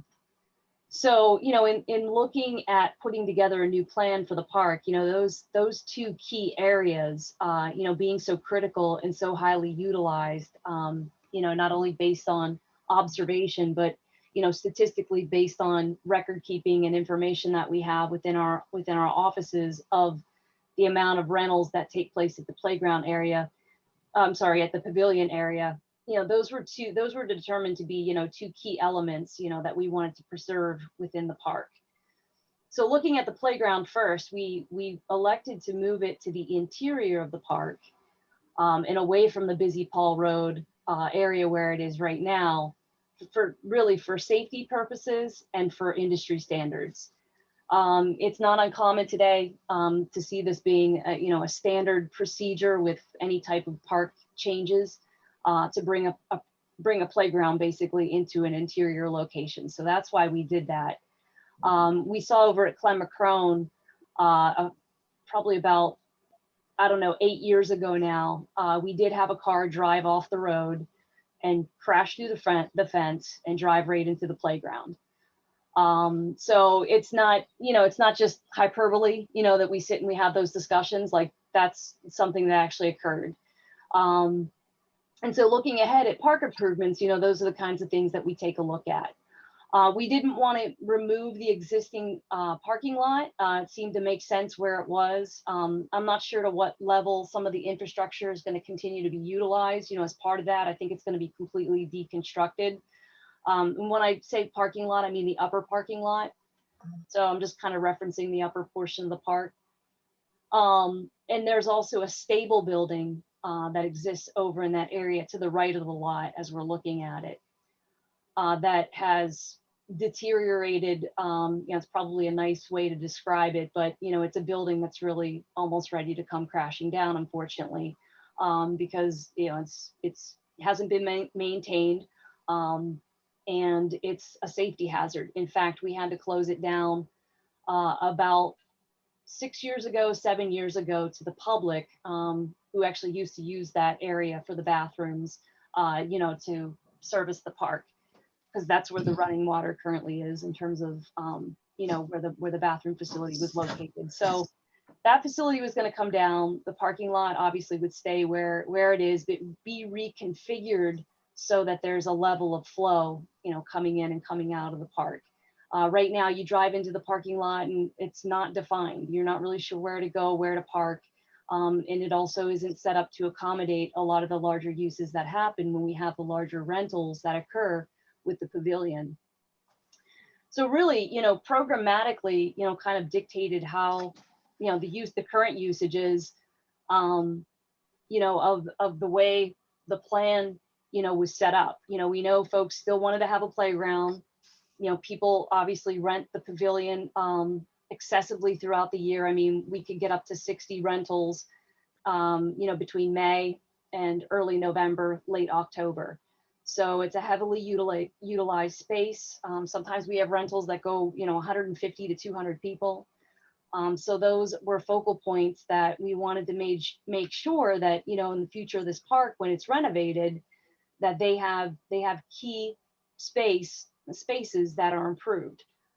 So obviously in doing that and taking a look at the existing canopy throughout the park, we know that we do have some trees in and around that area. I think there was probably about 20% of those that would come down regardless because they have disease, age, risk, etc. And obviously, John can speak to that in a lot more detail. So, that because we, made a determination, for the future of this park that, those uses continue to be critical. And again, the safety critical of moving the playground, that's where that's why they landed in those interior locations. Obviously, accessibility is key. Accessibility is one of those things. It sounds really easy to do when you talk about it, but when it comes to, actually making the grades and making the land and the slopes work to achieve the accessibility that you're trying to, unfortunately, a lot of things have to change. And obviously that's, information that we relied on our Tammy, engineers for. Yeah, Tammy, if I can interrupt you, because you're the tree committee. Let's go with the tree. Let's go to this table right here. Okay, so it says total compensatory trees required 218, and this is taking out those that are in decline. 218, yeah. And you show here 274 going in, but this includes 150 shrubs. So can you just tell us how you're complying with the tree ordinance? Like, do you have something that will just refresh our memories that says this is the number of trees coming out and the number of large canopy, non-large canopy required, and how many you're actually putting in? Okay, well, I'm going to defer to John to step through that, or Steve. I think you guys have that information. Yeah, I don't have those calculations handy, but I know that, Eileen, if you scroll up a little bit, yeah, they have the 17 in decline risk affected, so they're reducing them out of the compensatory replacements. So there's about 26 of those. There's 26 total trees that were reviewed prior to the project, just as part of our park inspections, 26 trees that have issues, obviously. But is the question here, do shrubs count as trees? They do not. They do not. They do not. So I think that was just added in. Yeah, I believe from the original, when TJ, I believe, presented this, he was saying they were adding in shrubs for beautification. Well, right, and plus this is the fact sheet. This wasn't the information that was presented to the Shade Tree Commission. If you go back to the presentation, that does give the outline. that you saw last July. And it's essentially this outline, So Tammy, do you just want added in the plantings, the total plantings. So can you, if you have that, if it's in the presentation, can you just, do you want to share your screen showing how many are coming out and the replacements? Yeah, I don't have that. I think Ian has that up. Could you put that up, please, Ian?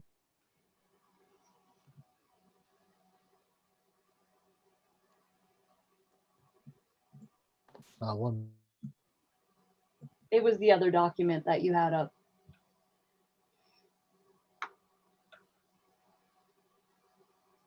Crazy, crazy, crazy. Thank you. Table there. Oh, there's a Table. Remove 17, one comes to replace, remove 14, 3. so 218 still.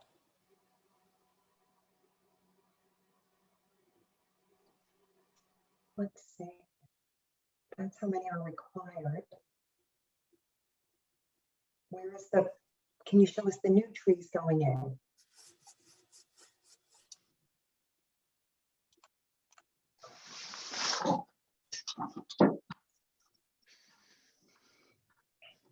And can you enlarge that, please, so I can get some counts here? Thank you.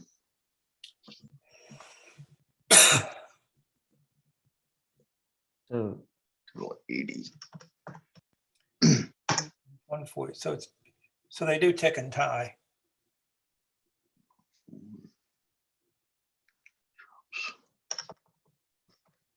124 trees. We're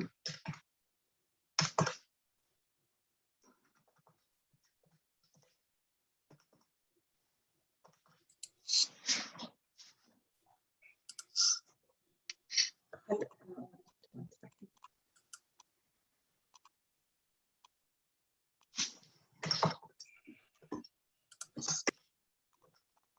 Okay. 17. So where does it have the total trees going in, the new trees? Right at the bottom, right. And can you hit the totals there with your cursor? Where it says 80 and 44. Go off. Yep, 80 right there, and then 44 at the understory trees. 80 canopy, 44 ornamental. I'm reading there. So we're short 100. We're short a lot, if And- my calculation is correct. Just to refresh everybody's memory, so this, and I had forwarded the link to the meeting last year, but this is the plan the Shade Tree Commission approved. There's no change between that presentation and today. So whatever trees are on the presentation from TJ McIntyre, Gilmore is what was approved, and that's what's out there today. Just an FYI. Yeah, no, that's good to know, Steve. I don't know. I'm just doing some quick calculations. I don't know if we made an accidental mistake.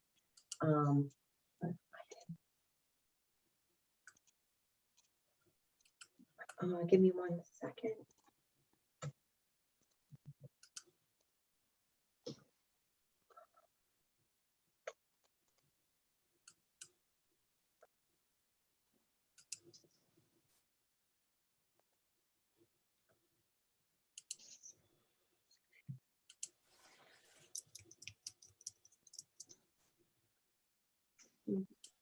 So maybe my math is off. I thought on the other fact sheet, didn't it say that? And can you flip back to the other sheet? Yeah. Yeah, or actually I can do that. That's from Eileen. Yep, Eileen, excuse me, Eileen, yes, sorry about that. Yeah. No, I made a mistake in my math. Hang on.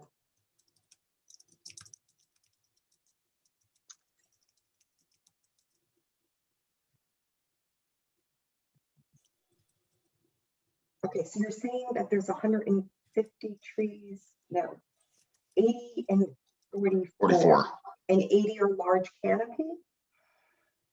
that is correct.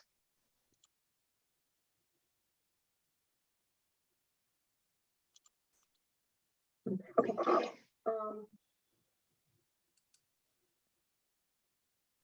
Okay, we'll have fun again with spreadsheets. Maybe I made a mistake. Okay, hang on 1 second. I will share my screen. Let's see.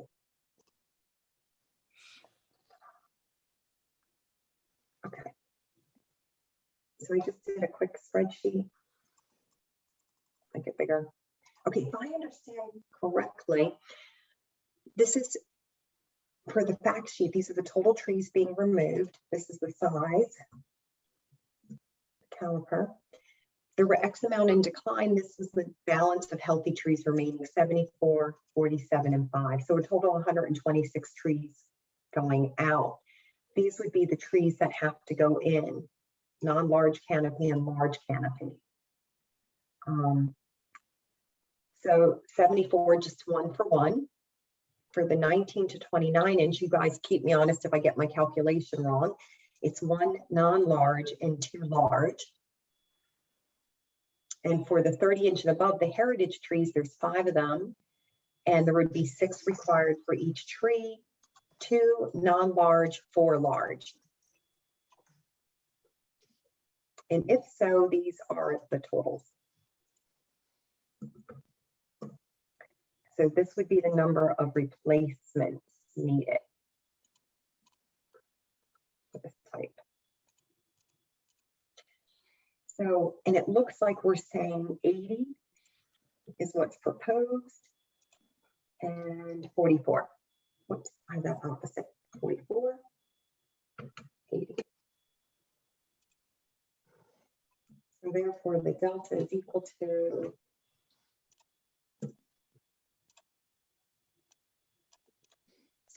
I don't recall why we would have approved this if the calculation was off, unless we just didn't check it during the meeting. But am I missing something? No, so again, just, I can't speak for TJ McIntyre, but what that presentation is what was approved off of. Right. So just looking at this again, do we know, is anybody seeing something I'm missing? Let me ask this question. Did anybody have a chance to review the presentation via the YouTube that Steve sent out? And Steve, can you send me a copy of that? I'll send you the link, John. John, I listened through the section of the planting schedule slide, and that's at around 44 minutes or so. And we didn't call out this specifically previously. In other words, we didn't check the math. Well, I think what the table may have misconstrued was that shrubs kind of almost looks like it's grouped with the understory trees. And if you're not necessarily paying 100% attention, that might have been the case. I didn't hear any of us kind of call it out previously. What was the shrub count, Eileen? It's 150. Yeah, I gotta admit, I don't remember that from the meeting either. 150 shrubs. But when you look at the table real quickly, it almost looks like, oh, 274. I would, almost looks like trees are going in, but yeah, it does include the 150 shrubs. Compared to the 218 that are required. Isn't that special? Yeah, yeah. So for me, it looks like it doesn't meet the ordinance. I think we have to go back and take a closer look at it, because obviously something is amiss, because I don't believe that the consultants had intended to include shrubs within there. Yeah. The shrubs were included in the facts sheet that you looked at, but that was not discussed or intended, or is it, I believe, outlined as part of what was presented to you back in July? Yeah. So Ian, could you put up the presentation again, please?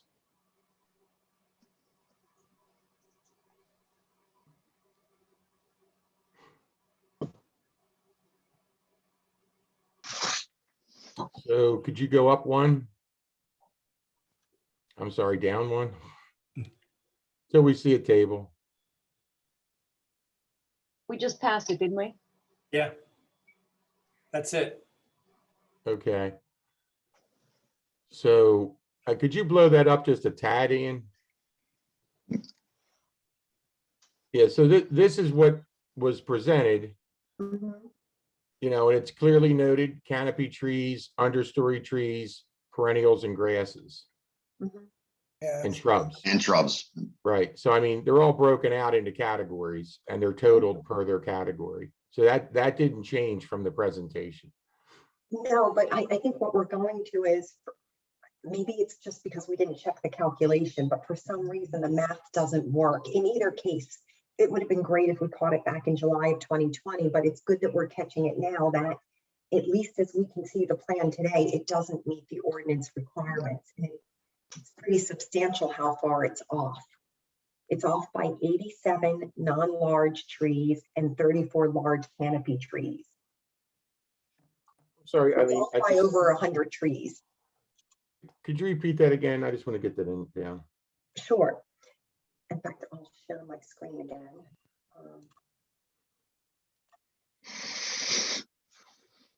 Okay. So this is what it's off by.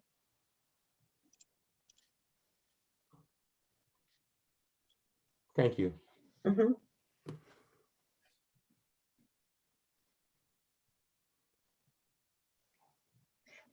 So I would motion minimally based on this that we not approve this project. And that we give the township time to look at it and see, is there some type of math error, or how would they propose to make good on these trees? So that minimally we meet the ordinance. Can I ask a question real quick before you go there, Eileen? Yeah. It says total trees removed 143. Is that correct? Yes. Yeah. Well, I don't know if that's correct, but that matches my spreadsheet. Okay, and It's what they have listed. It's right off of the presentation, off the fact sheet. It should also be indicated on the tree table as well. That was presented by TJ and Steve in July. where is the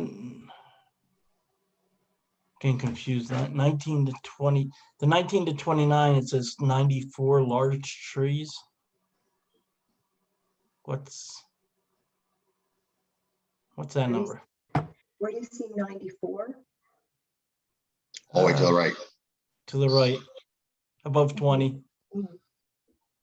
below large. Oh, I'm sorry, you're looking at my sheet. I'm looking at the fact sheet. I took 47, multiplied it by 2. Oh, gotcha. Okay. Mhm. Yes, I can But put shouldn't the 47 be less than 9 that are in decline? Correct. Yeah. No, the 9 is already. Yes, Oh, okay, maybe that's what they did. Okay, hang on. it's correct. So let's do this. Okay, so So it'd be minus 18.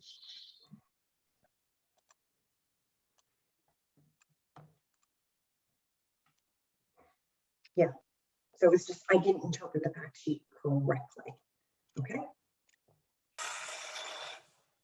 And just one other suggestion I'm making, nobody's going to like this probably, but the person that presented this is not even here, and I think what we're suggesting is maybe changing a decision that was already made. So I think before anything is done, you should check with that person and actually check to see if a decision can be changed as well, legally. I think it can be. Why would it not be able to be changed? Who you're referring to, James? I don't understand. You're talking about the engineer, the Yeah, the designer? engineer that presented it, yeah. Oh, I thought you meant like an attorney. Okay, the No, engineer. no, no. Got it. The engineer Got it. that presented it, I mean, he might have a reason why the numbers are what they are. So it just sounded like we were going into a vote to Oh, okay, I gotcha. change a vote. Okay, yeah. I just think it's kind of weird that we're actually changing the vote a year later. That's it. I voted against this when it came before us, so I'm fine with that. I'm just saying that it's a year later and we're going to make a decision on something that the presenter's not even here. No, I totally agree with James on that. We were out of order if we're going to start voting tonight. We need to have another presentation if we have problems with this. And that's fine. That's basically all I meant, that we would stop this from going forward until we could figure this out. Yeah, I think we need to go back and regroup on our end with the consultant that worked with the township on this, just so we understand it. And then if the direction is to come back, then come back, with clarification. But this is a different issue than the one that brought this up on the agenda to begin with, and that was residents saying we're taking away too many mature trees. That's still a second issue. Correct. And so actually, I'd like to move to public comment now, if that's okay. Yeah, that's a good idea. Okay. So Trish, can you tell us who's online and who would like to speak? We have a couple of people with their hands raised for public comment. I can just go through them in order. Yeah, that's great. First is Christina Peters.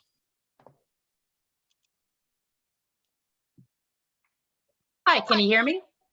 Yes. You can. Welcome.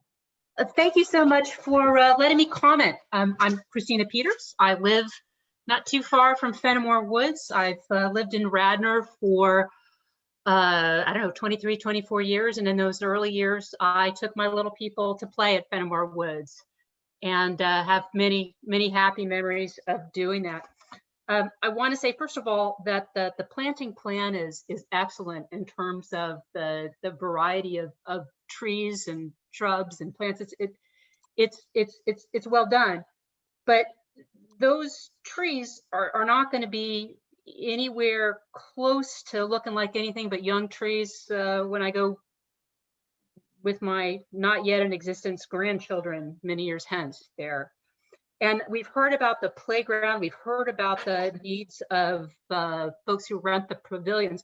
We've not heard at all about the needs of people who use this park, which is an unusual space in Radnor for bird watching, for walking, or simply taking pleasure in the mature wooded landscape as they drive by. And certainly, I understand the need to improve the park. It does need improvements. I understand the need to make sure that the playground is safe. However, I'll note that Paul Road is not at all like Conestoga or even Eagle. It's not a road where people go too fast because they're late on their commute. It's a short road and could probably fairly easily be protected against with a guardrail.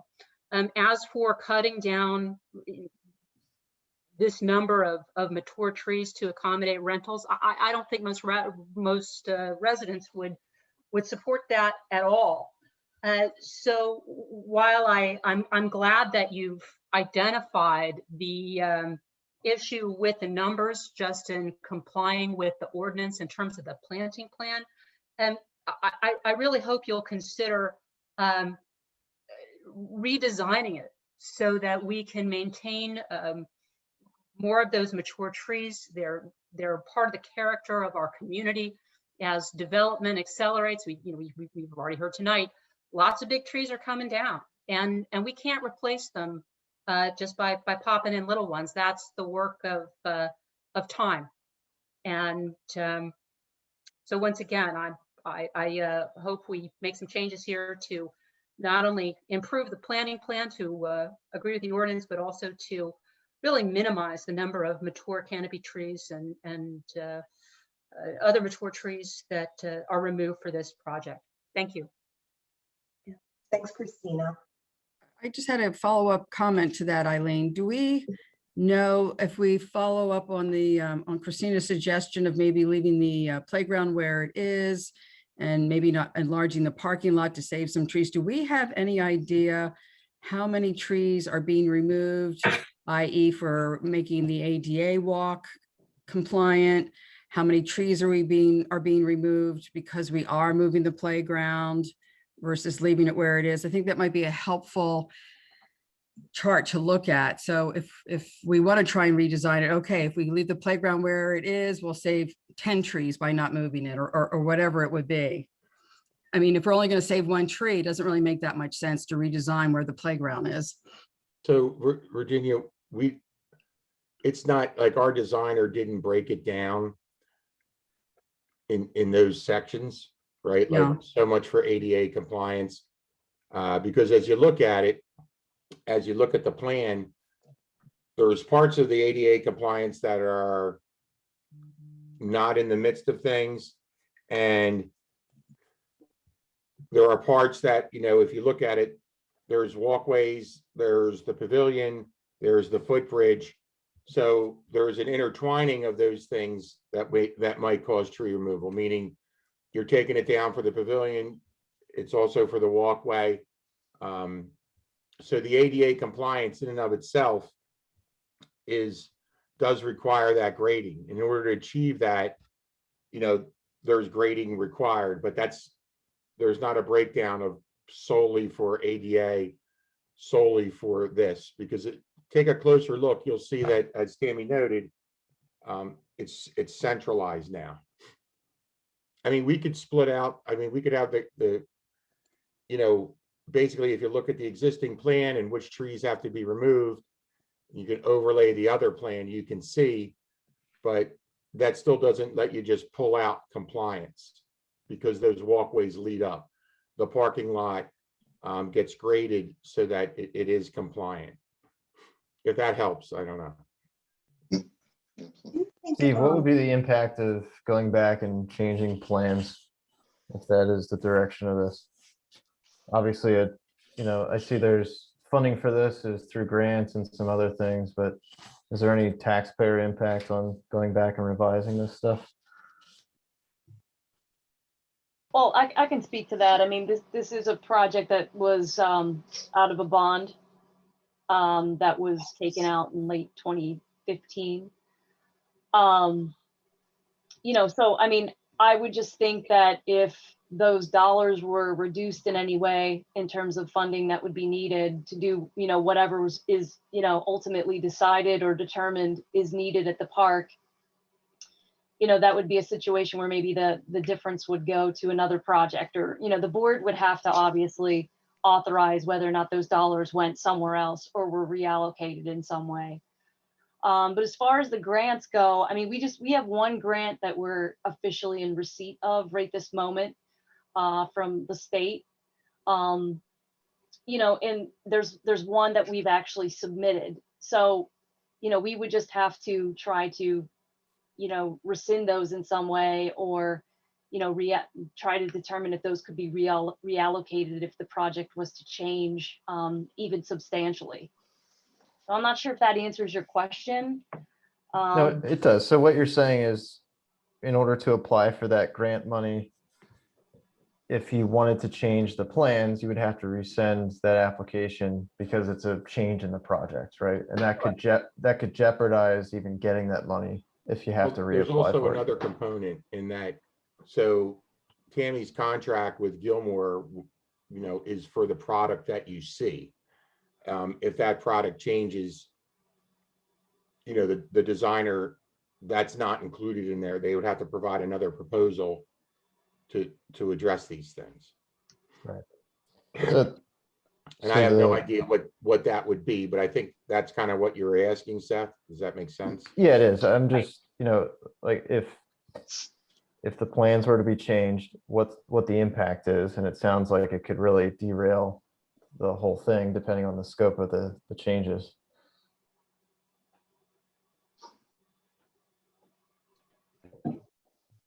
And if I recall correctly, most of the large canopy trees that were being removed were down by where the mulch pile is in the lower left-hand corner, and over to the right where the pavilion is.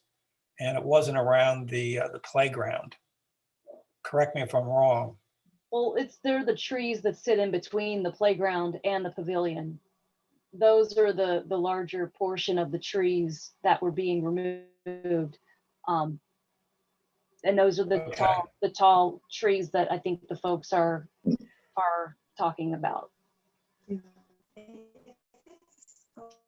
Tommy, did you say this was a grant or a bond? I didn't hear what you said. So the original funding of the project was through Thank you. a bond. And, you know, we had just been applying for various grants to offset, you know, obviously costs of the construction. And, you know, there's obviously some really, you know, great features of the park project that tie in with some of the state's goals that allow us to achieve those grants. Thank you. So guys, I understand we have other people from the public here, so I would say let's go to them and give them a chance to speak. Next public comment would be from Cameron Azarano. Okay, Cameron, welcome. Hello there. Can you hear me okay? Yes, yes, we can. Hi there. Thank you all very much. This has certainly been very interesting and insightful. It's now my third township meeting in about a week and a half, and I definitely have appreciated how much you all put into what it takes to work through so many of these different details. So I went to Eastern College as a student, so I have been walking Venomour Park for 32 years. I would say equally, I've been walking McKeg Nature Center for 32 years. I know McKeg is not in Radnor Township, it's in Upper Merion, and I know that it is privately run. I think that it is not out of the reach to consider what that nature center is and what Venomour Woods Park is for Radnor. I went to Eastern University. I live on Willow Avenue, so my husband and I have been here for 22 years and raised our children in the park. So there's kind of several things in the past 2 weeks that I have kind of worked through. Tammy's been great, very responsive, Steve as well. I met with John yesterday at the park. I have to admit that he was not introduced to me as the township arborist. I know the name Horsback from being online, but he was introduced to me as the urban forester. So, you know, it was definitely his opinion that I was, you know, respecting and knowing is important in this project. I think speaking about the trees is in my opinion, narrow-minded in terms of what I am looking at in the scope of this project. For me, this is a very, very large vision for the township to consider. I think the plans by Gilmore, when you look at them, are quite creative. I think the replanting is very robust.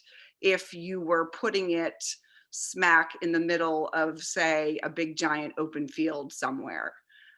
That's not what's being proposed. There are healthy trees, 117 to be exact.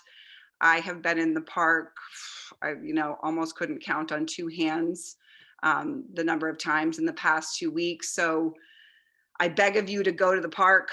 I don't know if you've been in it as a committee, if you've taken the time to go and stand amongst the trees. That's what Radnor has to decide. And I think what I've learned from speaking to some of the commissioners is that because it is commissioner approved, it's only the commissioners that can put maybe a stop on the current plan to give us time to consider, is this what's best for Radnor? I think what's also very, very important to note is that the ADA compliance and the stormwater management, which both of them are personal topics to me. Those come into play because of the plan. So if that plan was not what we were considering, we wouldn't be under all of the strict requirements of ADA and stormwater management, meaning I can't speak to exact code and specifics, but the park was replaced in 2004. You know, the pavilion is where it is. There are restrooms in the stables. I know, you know, you got to kind of pick and choose what you can save, but I think keeping in mind, what does Radnor want? It has the opportunity to preserve a historic, natural wooded environment of which it is the only of its kind in the township. I don't think a wooded area in the very back of Clem Macron is the equivalent of what Venomour Woods is today. And I think that it's important for you to note that in 3 days, we have received signatures from over 153 residents who didn't know about the project and are horrified at the idea of Canopy coming down. I think even in this meeting and listening to the first couple talk about their project, I thought, again, it was just super well handled and very detail oriented, but several times I heard about focusing on the maintenance of the tree canopy, maintaining the ordinance, which obviously we've got some issues to work through. I guess that also is a question. If the township takes down, you know, X amount of canopy trees, which in my opinion, they almost all are. So again, 117 trees.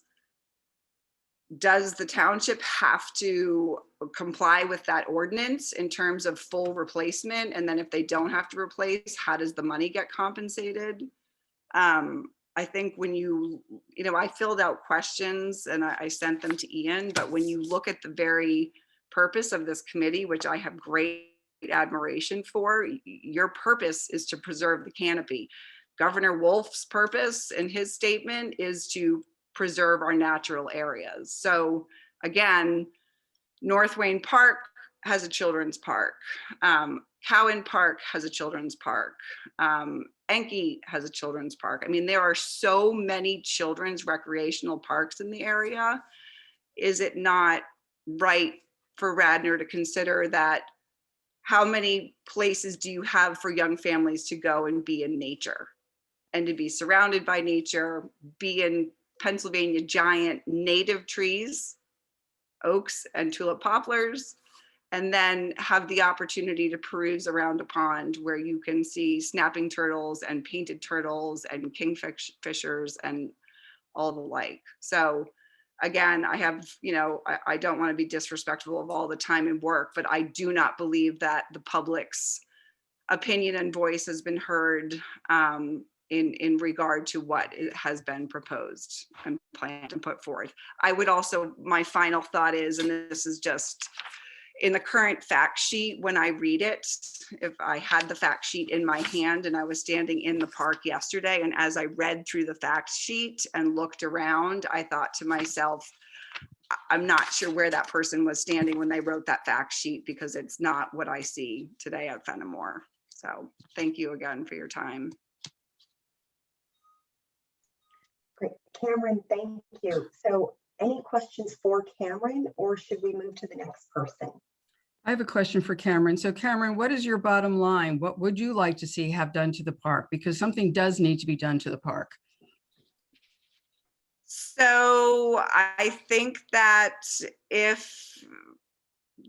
I mean, again, I was on the pavilion. So if the pavilion needs to be replaced, if it needs to be moved, if bathrooms need to put in, if there are some trees that need to come down, I'm not irrational. I'm not saying that not one of the trees should come down. I just think I don't want the character of the current wooded park to be removed. And the plan does that currently.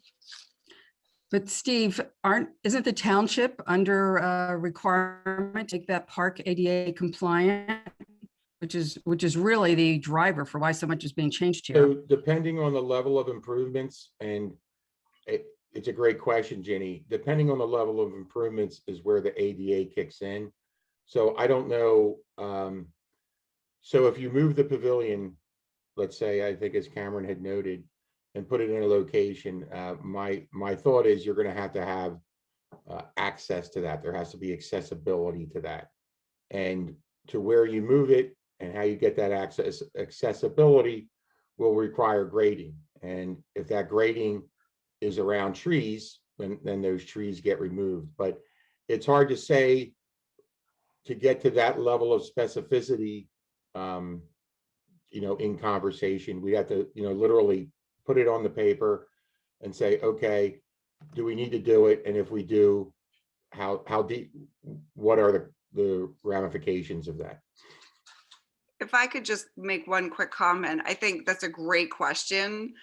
I find it a little bit difficult though to have be the one to have to bear the answer to that question. I mean, I can certainly share with you what I would like to be done. I would like hardly anything to be done to the park. I think plantings, security for the playground, large boulders placed around the fencing, if that's a real concern. I agree with the former resident who commented that Paul Road is not a Conestoga in comparison to what happened at Clem McCrone. But I guess I also wonder where were the other options? So why did Gilmore think that they could put forth such a radical reconstruction plan? Because it is a total reconstruction of the current park. So the historical wooded Venomour Woods Park will be gone. It's not, you don't reforest and then end up with that. Why did they not create alternative options? And then I think to note, obviously there's things that need to be worked through from the July meeting, but how many people were on that meeting and how many people gave input? I mean, July 2020, I can tell you the last thing on my mind was a township meeting. I was trying to get as far away from what we had just been through in those prior months as possible. So I think in fairness, that is what I'm looking for, is for the township to say, you know what, we don't have to do this right now. We can wait and be mindful of how the people feel. Because again, there's a lot of people that don't agree with this. So I just want to speak to that just really quick.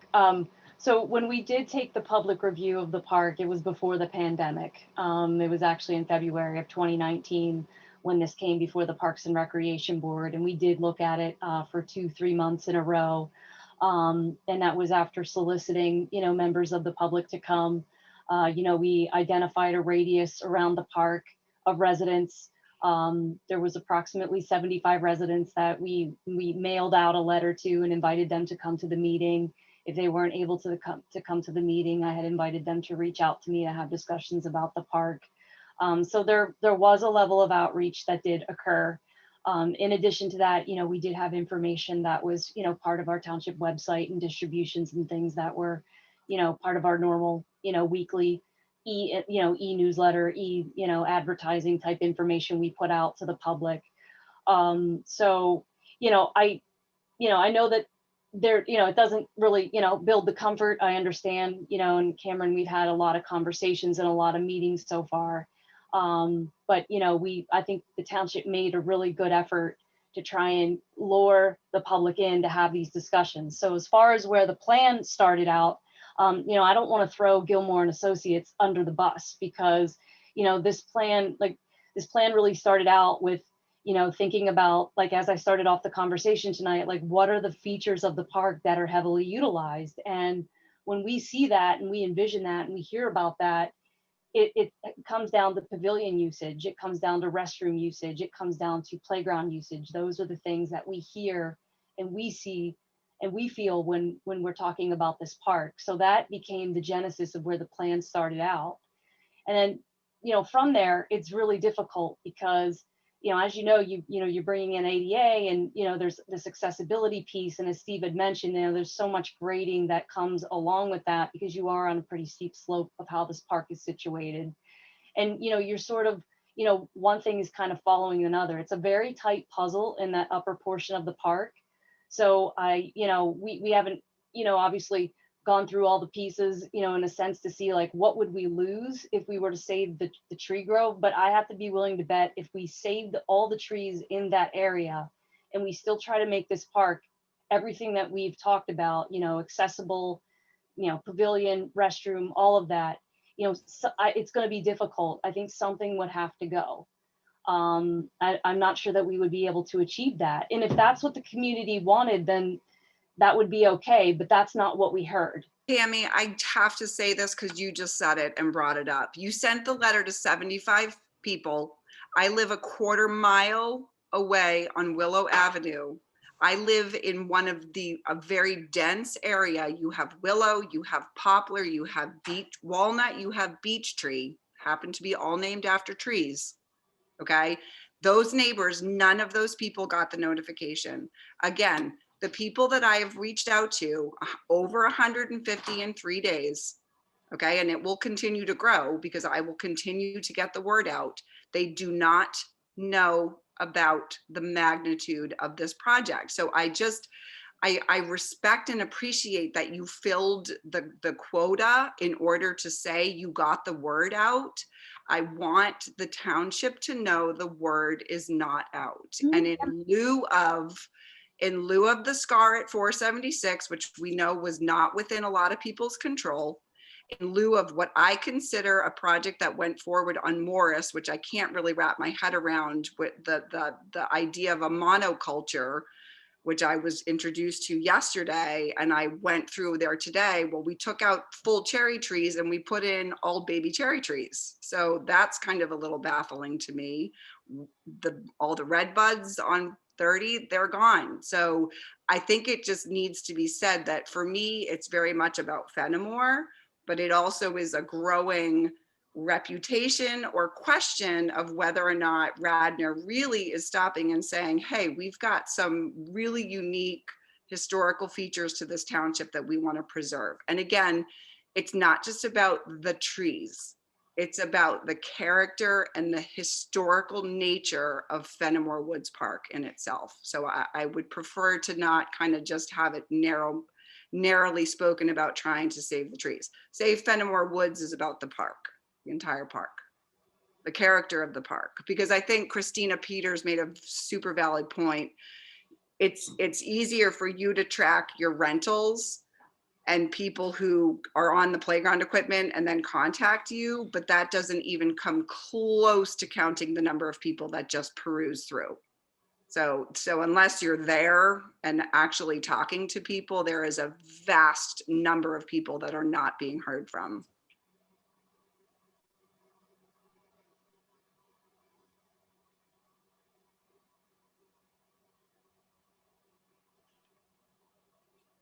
Do we have other public? Sorry, Cameron, I should have said thank you. So thank you for sharing that. Do we have more public comment? Yeah, next public comment would be Paul Vernisi. Paul, welcome. Hello, everybody. Can you hear me okay? Yes, we can. Great. Thanks a lot. Thank you for hearing me out. I'm a resident of Radnor Township. I live just a short walking distance to Venomour Woods. Been using that park for years and I love it. My kids love it. Everyone that I speak to about the park love it, mainly because for its unique nature. It's got a pond, it's got a walking area around the pond, and it just feels like you're really in nature. You're not in some sterile kind of playground, right? The mature tree canopy is really the anchor of that feeling of being out in nature. So when I looked at the plans for the renovation of this park and I saw the drastic, just how drastic it was. I mean, we're talking about the removal of, by my calculations, more than half of the trees in the park.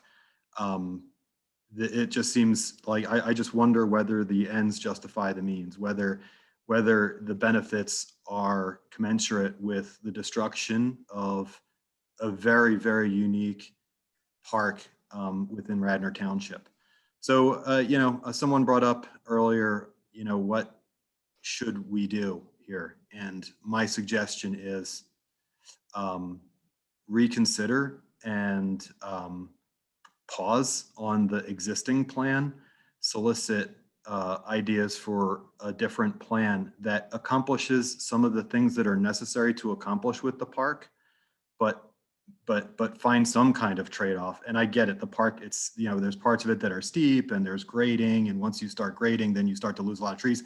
I get that, but we're talking about, when you add up the age of these trees and the quantity of these trees, we're talking about something that took nature close to, I think, 1,000 years to build and grow. We'd be cutting it down in with the stroke of a pen. So yeah, let's look at some alternative options. When I read the fact sheet, I see reference in there to the fact that I see something in there about the lower parking lot being unsafe. I'm a little confused by that. It's definitely not in the best shape, but I don't really see much about it that's unsafe. We should identify what are the critical things about the park that need to be changed, and what would it involve to address those critical things. The playground, I mean, is it close to a busy street? It's not close to a busy street. It's close to Paul Road, where the speed limit is 25 miles an hour, and I don't even think a car accelerating as fast as it could on that 100-yard stretch could get much farther above like 20 miles an hour. So there's got to be like a middle ground here where we don't have to completely relocate the playground, completely renovate the 2 parking lots, and then you get into all these, domino effect of having to, chop down hundreds of trees. So that would be my suggestion: is let's put a pause on this. Let's reevaluate, find an alternative plan, or if the public wants no plan at all, just keep the park, largely the way it is, then hey, that would be awesome too. But as the previous commenter Cameron mentioned, I'd love to see more input from the public, really make sure the public's aware of the extent of this plan and how it would significantly change the character of the park before we proceed with the plan as is. So again, thanks everybody for letting me speak, and really appreciate everyone's spending hours deliberating on this. Thanks everybody on this call. Thanks, Paul. So folks, any questions for Paul? Okay, thank you, Paul. Ian, is there anyone else who would like to comment? Next comments from Matthew Marshall. Matthew, welcome. Welcome. How do you do? Matthew Marshall, 228 Walnut Avenue, former interim commissioner, and maybe some of you remember me because I was trying to save the gateway at 476 and 30, and I put hundreds of hours of volunteer time on the commission trying to present ways to preserve the growth and the natural state of that gateway when I was on the board. So I think you probably understand where my sentiment is here. Let's just count what we've seen happen over the last 5 or 6 years to the trees in Wayne. First, it was the Wayne Business District. Okay, we understood that there was a requirement to get rid of those trees, but now we've lost, 25 to 30 foot mature trees up and down Route 30, which will probably take, 8 to 10 years to come back to their full life from what we remembered. The gateway, I mentioned that prior, that was 4 acres of undisturbed forest as far as I could tell. And we were getting to the point where we really wanted to get in and create a more healthy ecosystem there. And we saw what happened to the gateway in Radnor. Next, the tap trail, which if you drive down 30 now, I understand that we're going to plant a lot of trees, but guess what? The trees that have been taken down, in my mind, really don't deserve what probably will be an underused trail to begin with. And then lastly, right in the neighborhood that you're talking about, we've got plans by a developer to develop the eastern lot, which is 20 acres of large growth trees. And I imagine a lot of those will come down under your watch. So how many more trees are we going to lose in Radnor and in Wayne before the Board of Commissioners, which I'm in contact with as we speak, the residents, which Cameron had already mentioned, 153 residents, including 3 in my house, have already signed this position. And then the reference to the 2015 bond, that was supposed to preserve open space, but I'm sure many of you, since you like wooded areas, you've probably been in Skunk Hollow, you've looked across Darby Paoli Road to see the large houses that have come up upon the hillside at Androssan, and those hillsides hadn't been disturbed in thousands of years. And I'm not laying blame on anybody, but Radnor Township has changed dramatically over the last 5 to 7 years, and our view sheds are disappearing. And I think the argument to create a pavilion rental should be nowhere in this discussion. We have old growth forest there. And by the way, there's old growth across the street at Cabrini. And there's old growth at Eastern. So, once we start that pattern of taking these trees down, it's not going to stop at Venomour Woods. So what I would implore to this shade tree committee is to stop this plan now. The neighbors are against it. I would say if there was an up or down vote today and you polled the majority of the neighbors, they would say leave Venomour Woods as is. And we're working, with people who were not contacted initially, and we're really never asked for input on this plan. So I would just ask you as a board to please consider what's gone on in the township over the last 5 to 7 years and put a halt to the clear cutting, which I consider offensive for anybody who cares about Radnor and the history of this township. Thank you. Thanks, Matthew. Shade Tree Committee, any questions, comments for Matthew? Okay, thanks, Matthew. Ian. Thank you. Thank you. Yeah, sure. Ian, do we have anyone else? Next comment is Christina Peters.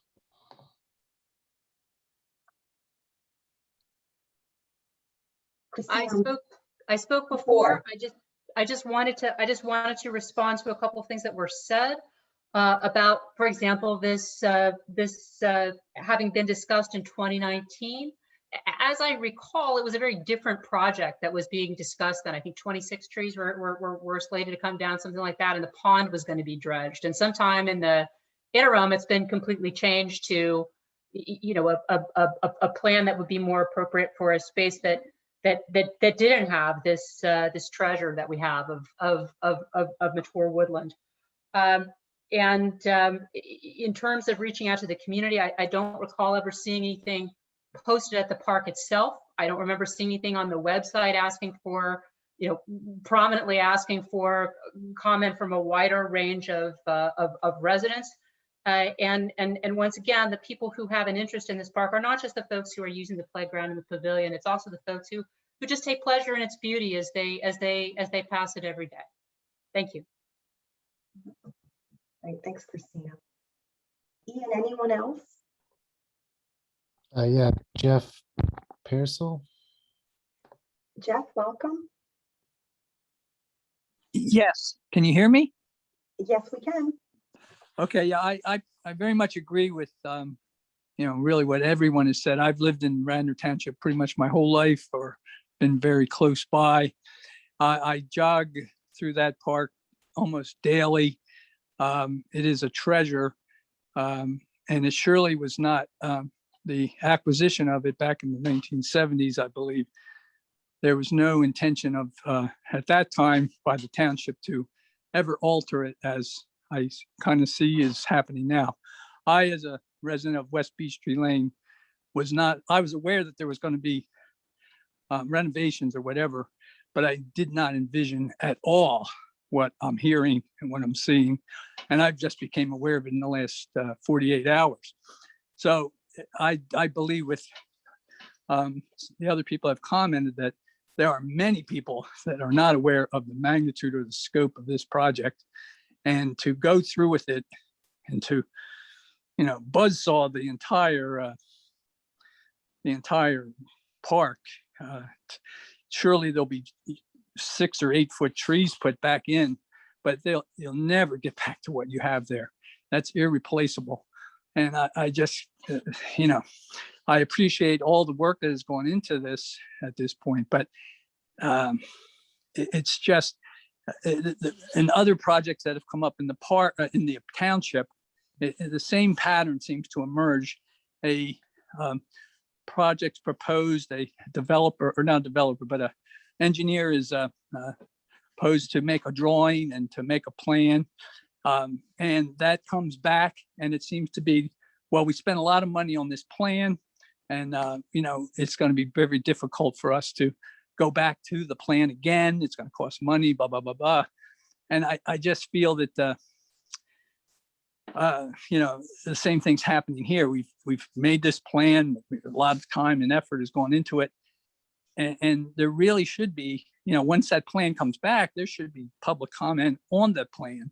in other instances, I've seen where it hasn't happened. And, this, I hope, is not another case of that. It's just too, surely a drastic change for us to not fully appreciate what the comment and the sentiment of the entire North Wayne area. I know a few people I've talked to over the last few days, they're kind of like, they're holding their hands to their head and saying, what's going to happen down there? So basically, I just really reiterate what the other people say, and I would like us to table this plan, bring it to the attention of everyone and get comment. My hope is that we can make some of these changes, but at the same time, maintain the integrity of the tree canopy and the forest. So I thank you for, I just wanted you to know that I speak really for a lot of people up in this far quadrant up here at Beech Tree and Forest Road and Bellevue Avenue, that area. We surely are not in favor of reducing the park. Thank you. Jeff, thank you. Any comments or questions for Jeff? I have one question for Mr. Pearsall, and it's totally off subject. Mr. Pearsall, did you used to coach Wayne Legion in the 90s? Yeah, I did. You were a good coach. Well, thank you. Well, Thank you. I hope my coaching ability helps keep this park in the shape I'd like it to be in. I surely don't want it to be made into a baseball field, that's for sure. With no trees and so forth. Yeah. See you, Coach. Thank you. Okay, thank you. We need a little levity. Okay, so guys, when I look at the attendees, we still have a bunch more that are still here from the public. So I realize it's already 5 after 9. Do we want to take a quick 5-minute break and come back? I can see I'm just looking on the Zoom. We have Gretchen Grobel, Brendan Dorley, and John Bellatuni. So potentially, 3 more people to go. So Brendan Dorley's here for our project, Madam Chair, for Venomour, for the King of Prussia Road intersection. Sorry. We will not get there. I have to ask, so we're ready to go out to bid, and it's going to be detrimental to the project to push it back a month. I would really request you give us 10 minutes. We could schedule an ad hoc meeting then, Steve. So that means we still have 2 more people to go through. Okay, so to the Shade Tree Committee, you okay to hang in there for 2 more people? Or do you want to take a break? I'm fine to go ahead. Eileen, that was actually the last raised hand for public comment. I'm not seeing any more raised hands. I know that at least a few of them aren't here for public comment, just to observe. Excuse me. So unless there's someone else who wants to raise their hand for public comment, I believe we just finished. Okay, super. Thank you, Ian. Okay, so to the Shade Tree Committee, hearing all of this and given the comment before, I think made that we can't really disapprove this. This wouldn't be all right. We can't overturn the approval we already gave, but I think as the Shade Tree Committee, I think we can have a different opinion at this meeting than previously. So my motion would be, well, actually, let me open it up for conversation first. That's not fair to put through a motion. But based on what you've heard, not meeting the ordinance and the public comment, how would you like to go forward? I think there's 2 things here. One is, we had some erroneous information in our last, I'm sorry, that's not exactly accurate. We misconstrued the information that was given us. And I think that has to be resolved, and that will take some time to do. The second thing is, and this might be more on Tammy, Tammy's heard an awful lot that I don't know if she wants to go back and take a look at, accommodating some of the concerns that we've heard tonight.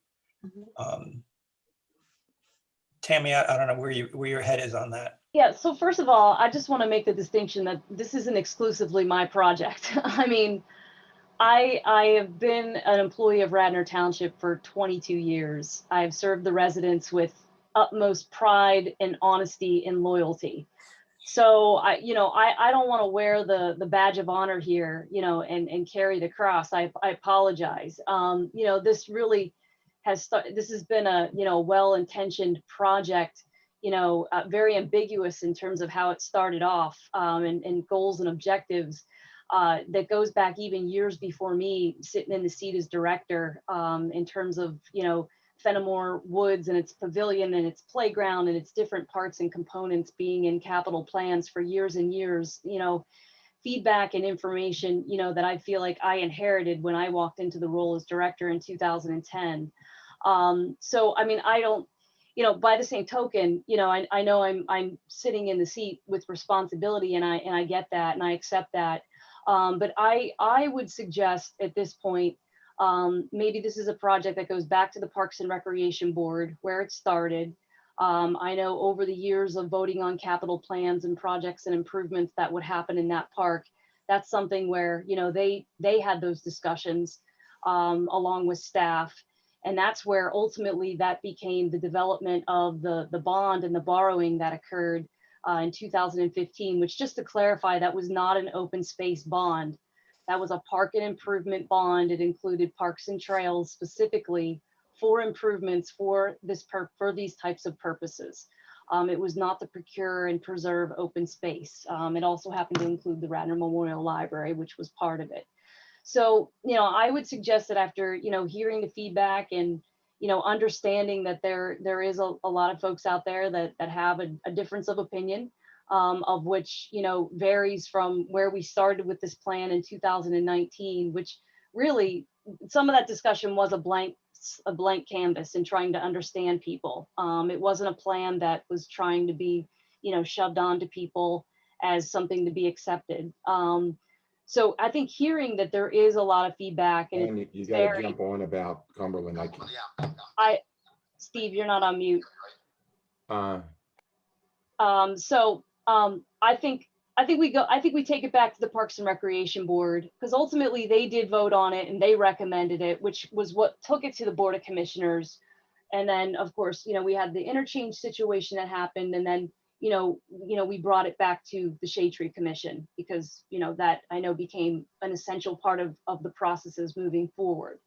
So that's what I would recommend, is that we go back to the Parks and Recreation Board, we have the discussion on how to proceed, and if it's it's starting over, or it's just trying to look at it from a different angle, and try and pair out different pieces and parts that are priorities within the project or not, because we heard from some people that maybe just leaving the park as is would be desired, and then we can have conversations. Yeah, Tammy, I think you've said that so well. I won't even try and summarize. Thank you so much. Claire, since you represent Parks and Rec, would you like to comment to Tammy's suggestion? First of all, thank you, everybody, for hanging in there. I mean, I know there's a lot to think about.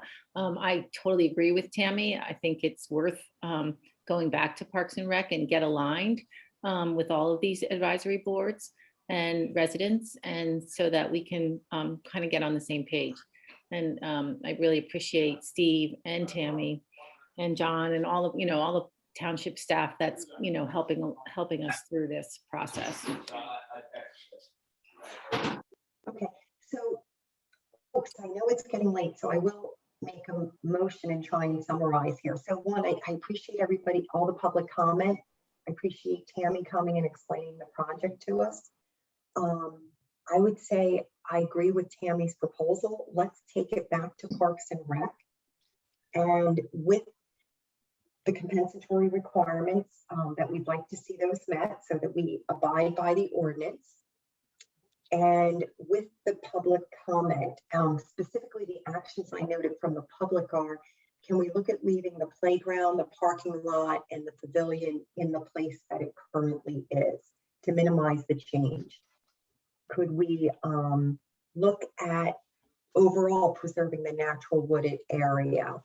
and look to understand what triggers the ADA requirements. And then overall, can we, in doing so, consider more design options? Only changing what's absolutely critical to change. And once we have those options, can we get more public input? So did I miss anything, or is that? No, that was actually fabulous. That was very Great. good. Okay. I wrote it all down because I would not remember it. So if folks are okay with that, I'd make a motion that we, I have a few comments. Is that all right, Eileen? Just, I didn't have questions for the people that were, the residents that were talking, but just a few comments on those, just so that people are clear. I'm not an expert on ADA, but I think once you move some structure in the township, you need to do stormwater. In order to do stormwater, we talked about this in the July meeting, and nobody, maybe didn't look at that. To do stormwater, you had to put in certain spots. On the left side, I think it's Paul Road, there's utilities going down there, so you can't put them over there. So also, if you move something, you need to make it ADA compliant. I have a son that's handicapped, so I kind of look up on these things. To make it ADA compliant, I believe the engineer, and I'm not going to speak for him, but I remember him saying you need to have a 2% slope or less with the pathway. So in order to do that, you have to remove trees to get the right grade without doing steps or elevators or something like that. That won't be ADA compliant. And I'm going to jump in on with James. So he is correct. So if we move something and put it in a new area, it's considered new impervious. So there is a stormwater management component. And I think we will have to do ADA, but and honestly, even if it's not a requirement, I think we have a moral obligation to do so. Agreed. That's just my opinion, but even if it's not a requirement, I think it's something we should do. But we'll find out more as we go through. Yeah, so I'm sorry, I still had a couple more stormwater, the ADA, the 2%, which I don't think a lot of the people knew about. Different plan. The parking lot, if you move the parking lot, I think there's one entrance now, maybe, and I think there may need to be exit and entrance per PennDOT. I'm not 100% sure on that. Steve can correct me later if I'm wrong. And then the other thing, the Morris Road was brought up. The cherry trees, that was done. I know some approved, some did not approve. Ultimately, it was approved by the shade tree. That was what the residents wanted, from what I remember. They wanted these trees, and I think it was everybody wanted it, and I voted for it because of the design. That is correct, James. We gave them, I think, 7 to 8 choices. Unanimously, they came back and said, we demand flowering cherries because that was part of their structure growing up, the people that live there. But Eileen, I know we still have Brendan waiting for us, and that is a critical project for widening. And I think he's only going to be about 3 minutes with us.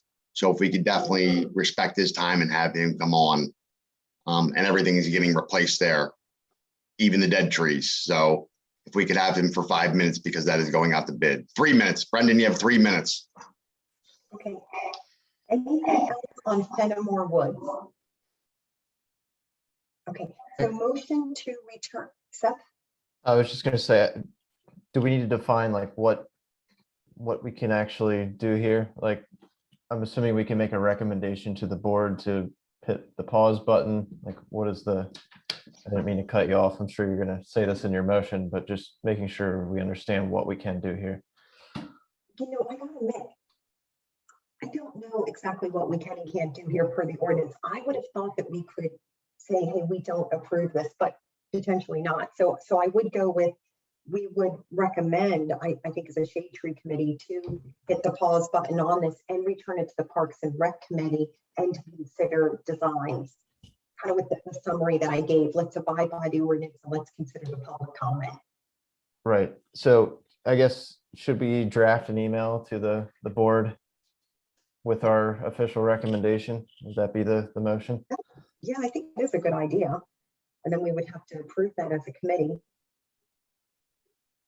So Steve, how does that sound as a path forward? Yeah, I mean, so you're an advisory committee and you're making a recommendation, right? And I think Eileen's well-worded motion wraps it up. You're requesting that, based on these criteria, it goes back to Park and Rec with all those items Eileen noted. And that's a starting point, and that's your recommendation, and it goes from there. So to another advisory board, and like Tammy said, eventually it is the Board of Commissioners that makes that final decision, but all these are pieces leading up to that. okay, so Steve, I sense you're saying we don't need an email. This would go in the minutes. Yeah, I think what I would ask you, since your motion was so eloquently worded, if you could send that to Trish and I, and that's what'll go in the minutes, and Tammy can bring that to the park board. That way, I don't want to misquote you. I keep copious notes, but I couldn't keep up. Yeah, no, that's okay. I will do that, and I'll forward to everybody here first. And just when we're good, then we'll send it on. Okay. Anything else before we put this to a motion? Yeah, just if you're going to add in the comments and all hundreds of people that are residents that were signing this petition that's going around. I received like 3 different emails from people to sign this petition. Like 30 or 40% of the people on there had addresses that were not part of Radnor. So I just want to make sure we don't add stuff that we're not exactly sure without, don't say 150 residents so far. So we don't have the petition, so whoever created that can forward that on. So really that's not part of our meeting, right? Yeah. We don't have it. I don't know who created it. I don't know who's on it. My assumption is it will go to the Board of Commissioners or to you or somebody. So yeah, I'm just trying to say, don't use it as something that we're going to send to the commissioners with information we really don't know is if they are residents or not. Yeah, so I think what we can say is, Trish, if you're taking these notes, just to note, there's a petition circulating, but we don't need to note the number of signatures on it. And I think it goes without saying the Radnor Township resident signatures would certainly carry more weight. There you go. Yeah. Okay. Anything else? Okay, so basically motion to recommend that this project be paused, that it be returned to the Parks and Rec Committee to minimally meet the ordinance requirements and to take into account the public comment that I previously summarized and will put in an email. All in favor? Approved? Anyone not approved? Okay, we're good. Thank you for everybody who attended from the public. I can see you on the Zoom, just your names. Thank you so much. I know it was a long meeting, so thank you for staying with us and for making your comments and making your voices heard. It helps us do our jobs better. And it's great to see so much passion for trees at 9:20 at night. Great. Okay. Madam Chair, I need the arborist to, I request you give him a minute and a half to talk about a project where he was on site. Cumberland, John, if you could discuss that. Well, do we want to have Brendan talk about the project? No. I'd rather you do Cumberland first because that's right in the middle of things. Wait. What do you mean first? Well, if there is no King of Prussia, then we need to talk about Cumberland because. How many projects do you want to talk about, Steve? Are you saying 2? 2 in a perfect world, 1 in a less perfect world. Yep. So you want to talk to where B&G is doing the pipe work, Steve? Correct. Yes. Yep. So on Cumberland Road, they're putting in a pipe outflow structure where flooding is occurring on, Dennis, I believe it's 3 properties, correct, or 2? I'm sorry, just the 1 property, that's all. Yep. So during our inspection, my inspection with Dennis, we observed the contractor was driving over the root systems of 2 big oaks that were not taken into consideration. These root structures actually grow into the area of where the pipe needs to go in the outflow structure. So unfortunately, there was some oversight on the engineer's plan for keeping these trees. In no fashion can these trees remain within the landscape where this pipe construction goes, because trees are right next to the homes. We spoke with both homeowners, and those trees are going to be replaced in like kind. Both trees, one was 31 and the other one was 33, correct, Dennis? Yes. Yep. And they will be getting a replacement of 12 trees. Okay, so this is a residential project that we're talking about. Right, This is so it. what John's saying is when our design engineer looked at this, he didn't catch that this is what was going to happen. When John was on site, he noticed it. So that's why we're coming to you. We started to take one down because we were worried about it, but everything halted so we could come to you to let you know exactly what John said. And John, the 12 compensatory trees from the list, that's going to be chosen by the two neighbors? So most likely that will go into our fall planting because there's not a lot of room.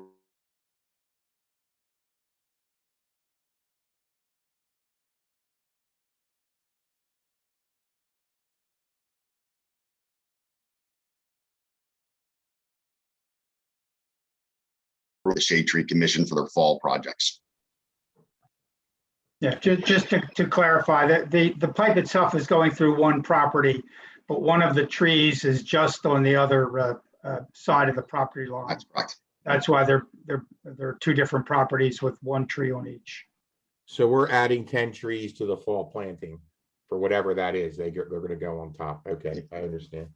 And just to put up the tree protection fence, they were doing damage to these trees. So with their equipment and stuff. So these trees, it was just a minor oversight, and it will be mitigated.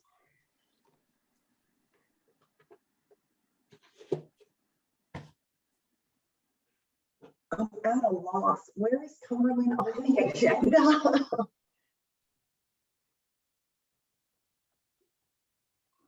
It's like it's not on there. And you said both of the trees were over 30, so both heritage trees? That is correct. Right. And they were Unfortunately. both healthy? Yes, absolutely. Very healthy. So wouldn't this need to be on the normal Yeah. agenda, tree removal agenda? So this all just came up when John had condemned the trees, that the contractor started to take one down, and I stopped him because I wanted to come here. But this project is right in the middle of, so we can't wait till, that's why it's, I guess, new business. So, I'm sorry it has to come up this way. Normally, we would just come to you regularly, but this all occurred, I don't know, what is it, Tuesday or Wednesday? Correct. Today's Wednesday, so Monday or Tuesday. That is correct. That's why it's not like how you put it, And that's why there's no drawing. correct. I don't We even noticed, know. I'm sorry. Maybe to make this quick and easy, because it sounds like you're already taking down the tree or in the middle of. Can we make a motion that you come back next month with a drawing and a tree replacement formula so we can have it documented showing that you are meeting the ordinance? Right, well, we're going to meet the ordinance through the fall tree planting program, from what John's saying. We're going to put 10 trees to the program. Dennis, can you have the engineer provide a new plan showing that those trees should have been removed for the Shade Tree Commission? yes. Thank you. Right? And then we'll show where the 2 new trees are going to go, John. That is correct. Yes. Okay. I'm sorry, I'm so confused. I thought I assume you brought this in so the guys need to finish up the job, right? That's correct. Right, so 2 trees were damaged during the work. They drove over the roots of an oak tree. The tree needed to come down to finish up the job, to get a pipe through. So both homeowners are gonna do the engineer trees. yeah, correct. The engineer didn't do any investigative work of these 2 trees and their root plate. They started digging, there's damage. The trees needed to be replaced. The trees were in great shape, very healthy. It's unfortunate, but as Steve is pointing out, they are digging trenches as we speak in order to avoid the flooding. I believe this guy's entire first floor has been flooded 7 times in the last 2 years, I believe. Yeah, quite a bit.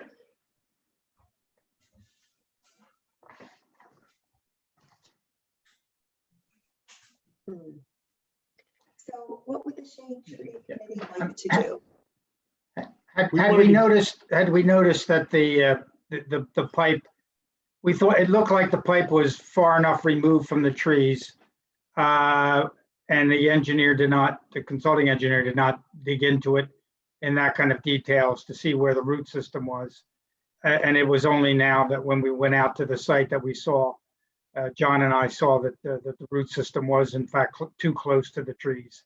And again, as Steve has pointed out, they're in the middle of construction. So we're trying to develop a plan for compensation as to the situation that we're in. So can we look at it as thank you for telling us this? We understand you got into a bind and that you will indeed come back, let's say next month, with a drawing, a tree replacement formula, new trees, tell us where the 12 trees are going in, show us that 8 of them are large canopy. We'll make sure the engineer does, Eileen. Okay. Yes. Okay, so motion to approve with that in forthcoming to us next month. All in favor? Aye. Okay, great. Thank you. Yeah, you're welcome. Thank you very much. Sure. Okay, folks, it's 9:30. Somehow we have all endured for 3 hours. Thank you. Any closing comments before we close this meeting? Eileen, just have a quick question. Would you ever have a chance to check the budget to see what monies we're going to allocate for the fall tree planting? Because I know we were wanting to try and put that RFP together. Yeah, I would have to go back to Bob Tate. Bob Tate did get to me and said the all seasons invoice for last year was $77,000, which per James' memory is correct. It was substantially below what we had initially estimated at about 91,000. I'm going by memory, so those are approximate numbers. So I would think that that means that we have that balance in our budget plus the amount that was transferred in, which isn't a lot that was transferred in. Only $5,000 I think was transferred in. And then typically we would have about a $20,000 donation from Chanticleer. Right, and that was one of the reasons why I was holding on the flyer was we weren't exactly sure what our balance was in our budget. It was shaping up to be not as great as we were hoping. So Yeah. I didn't want to go ahead and spend $5,000 on a flyer if we only had 20,000 in our account kind of thing. Yeah. So Yeah, no, good thinking. until we get Bob Tate's kind of rundown of that, I think we should kind of pause. But I think that does bring up a good point. We should get an interim meeting on the books just to speak with Bob. Yeah, yeah, we can do that. And I'll email him in the interim and just see, can we get what would be a typical, let's say 2021 budget, so we know exactly what we're running with this year. Right. And just also one observation I made too was last year we had a transfer of what, it was around $80,000 just to put it into comparison. This year is 5,000. So it's a big change. So I think we should use this opportunity just to better understand how our budget gets allocated. Yep. Agreed. Okay, so for folks, we'll do it by email regarding looking to schedule an ad hoc meeting between now and the May meeting. Okay. We'll look to cover the budget there, and you guys can let me know if there's any other topics you want to cover there. We could, of course, do the King of Prussia plan, Steve. So Thank can you. I interrupt with this ad hoc meeting? Because you got to keep in mind, one, we have to post a legal notice. Mhm. And we need to make sure we have enough time. I think it's 10 days. I think it's 10 days, right, Steve? Yeah, the big issue is there's so many meetings. And there's so many meetings, right? So we'll get, you tell us like a timeline, like Trish will send you what's left for the next, what's open for the next 2 weeks and pick from there. Like, Which I it'd can have to tell you be is after very 10 days. limited. Yeah. So guys, so it would be more than 2 weeks out because Right. of the 10 days So notice. So skip 10 Trish, days and just- go. Yeah. So Trish, you just let us know what dates are available. If we can find something that works, great. And if not, we'll look to do as much as we can, at least on the budget side via email with Bob Tate. And then King of Prussia would be in the May meeting. Okay. Any other comments before we close? Okay, thank you for hanging in there, everybody. Thank you, Certainly Eileen. appreciate it. Go have a drink, go relax. Thanks, everyone. Take care. All right, Night. good night. See you. Good Bye-bye. night.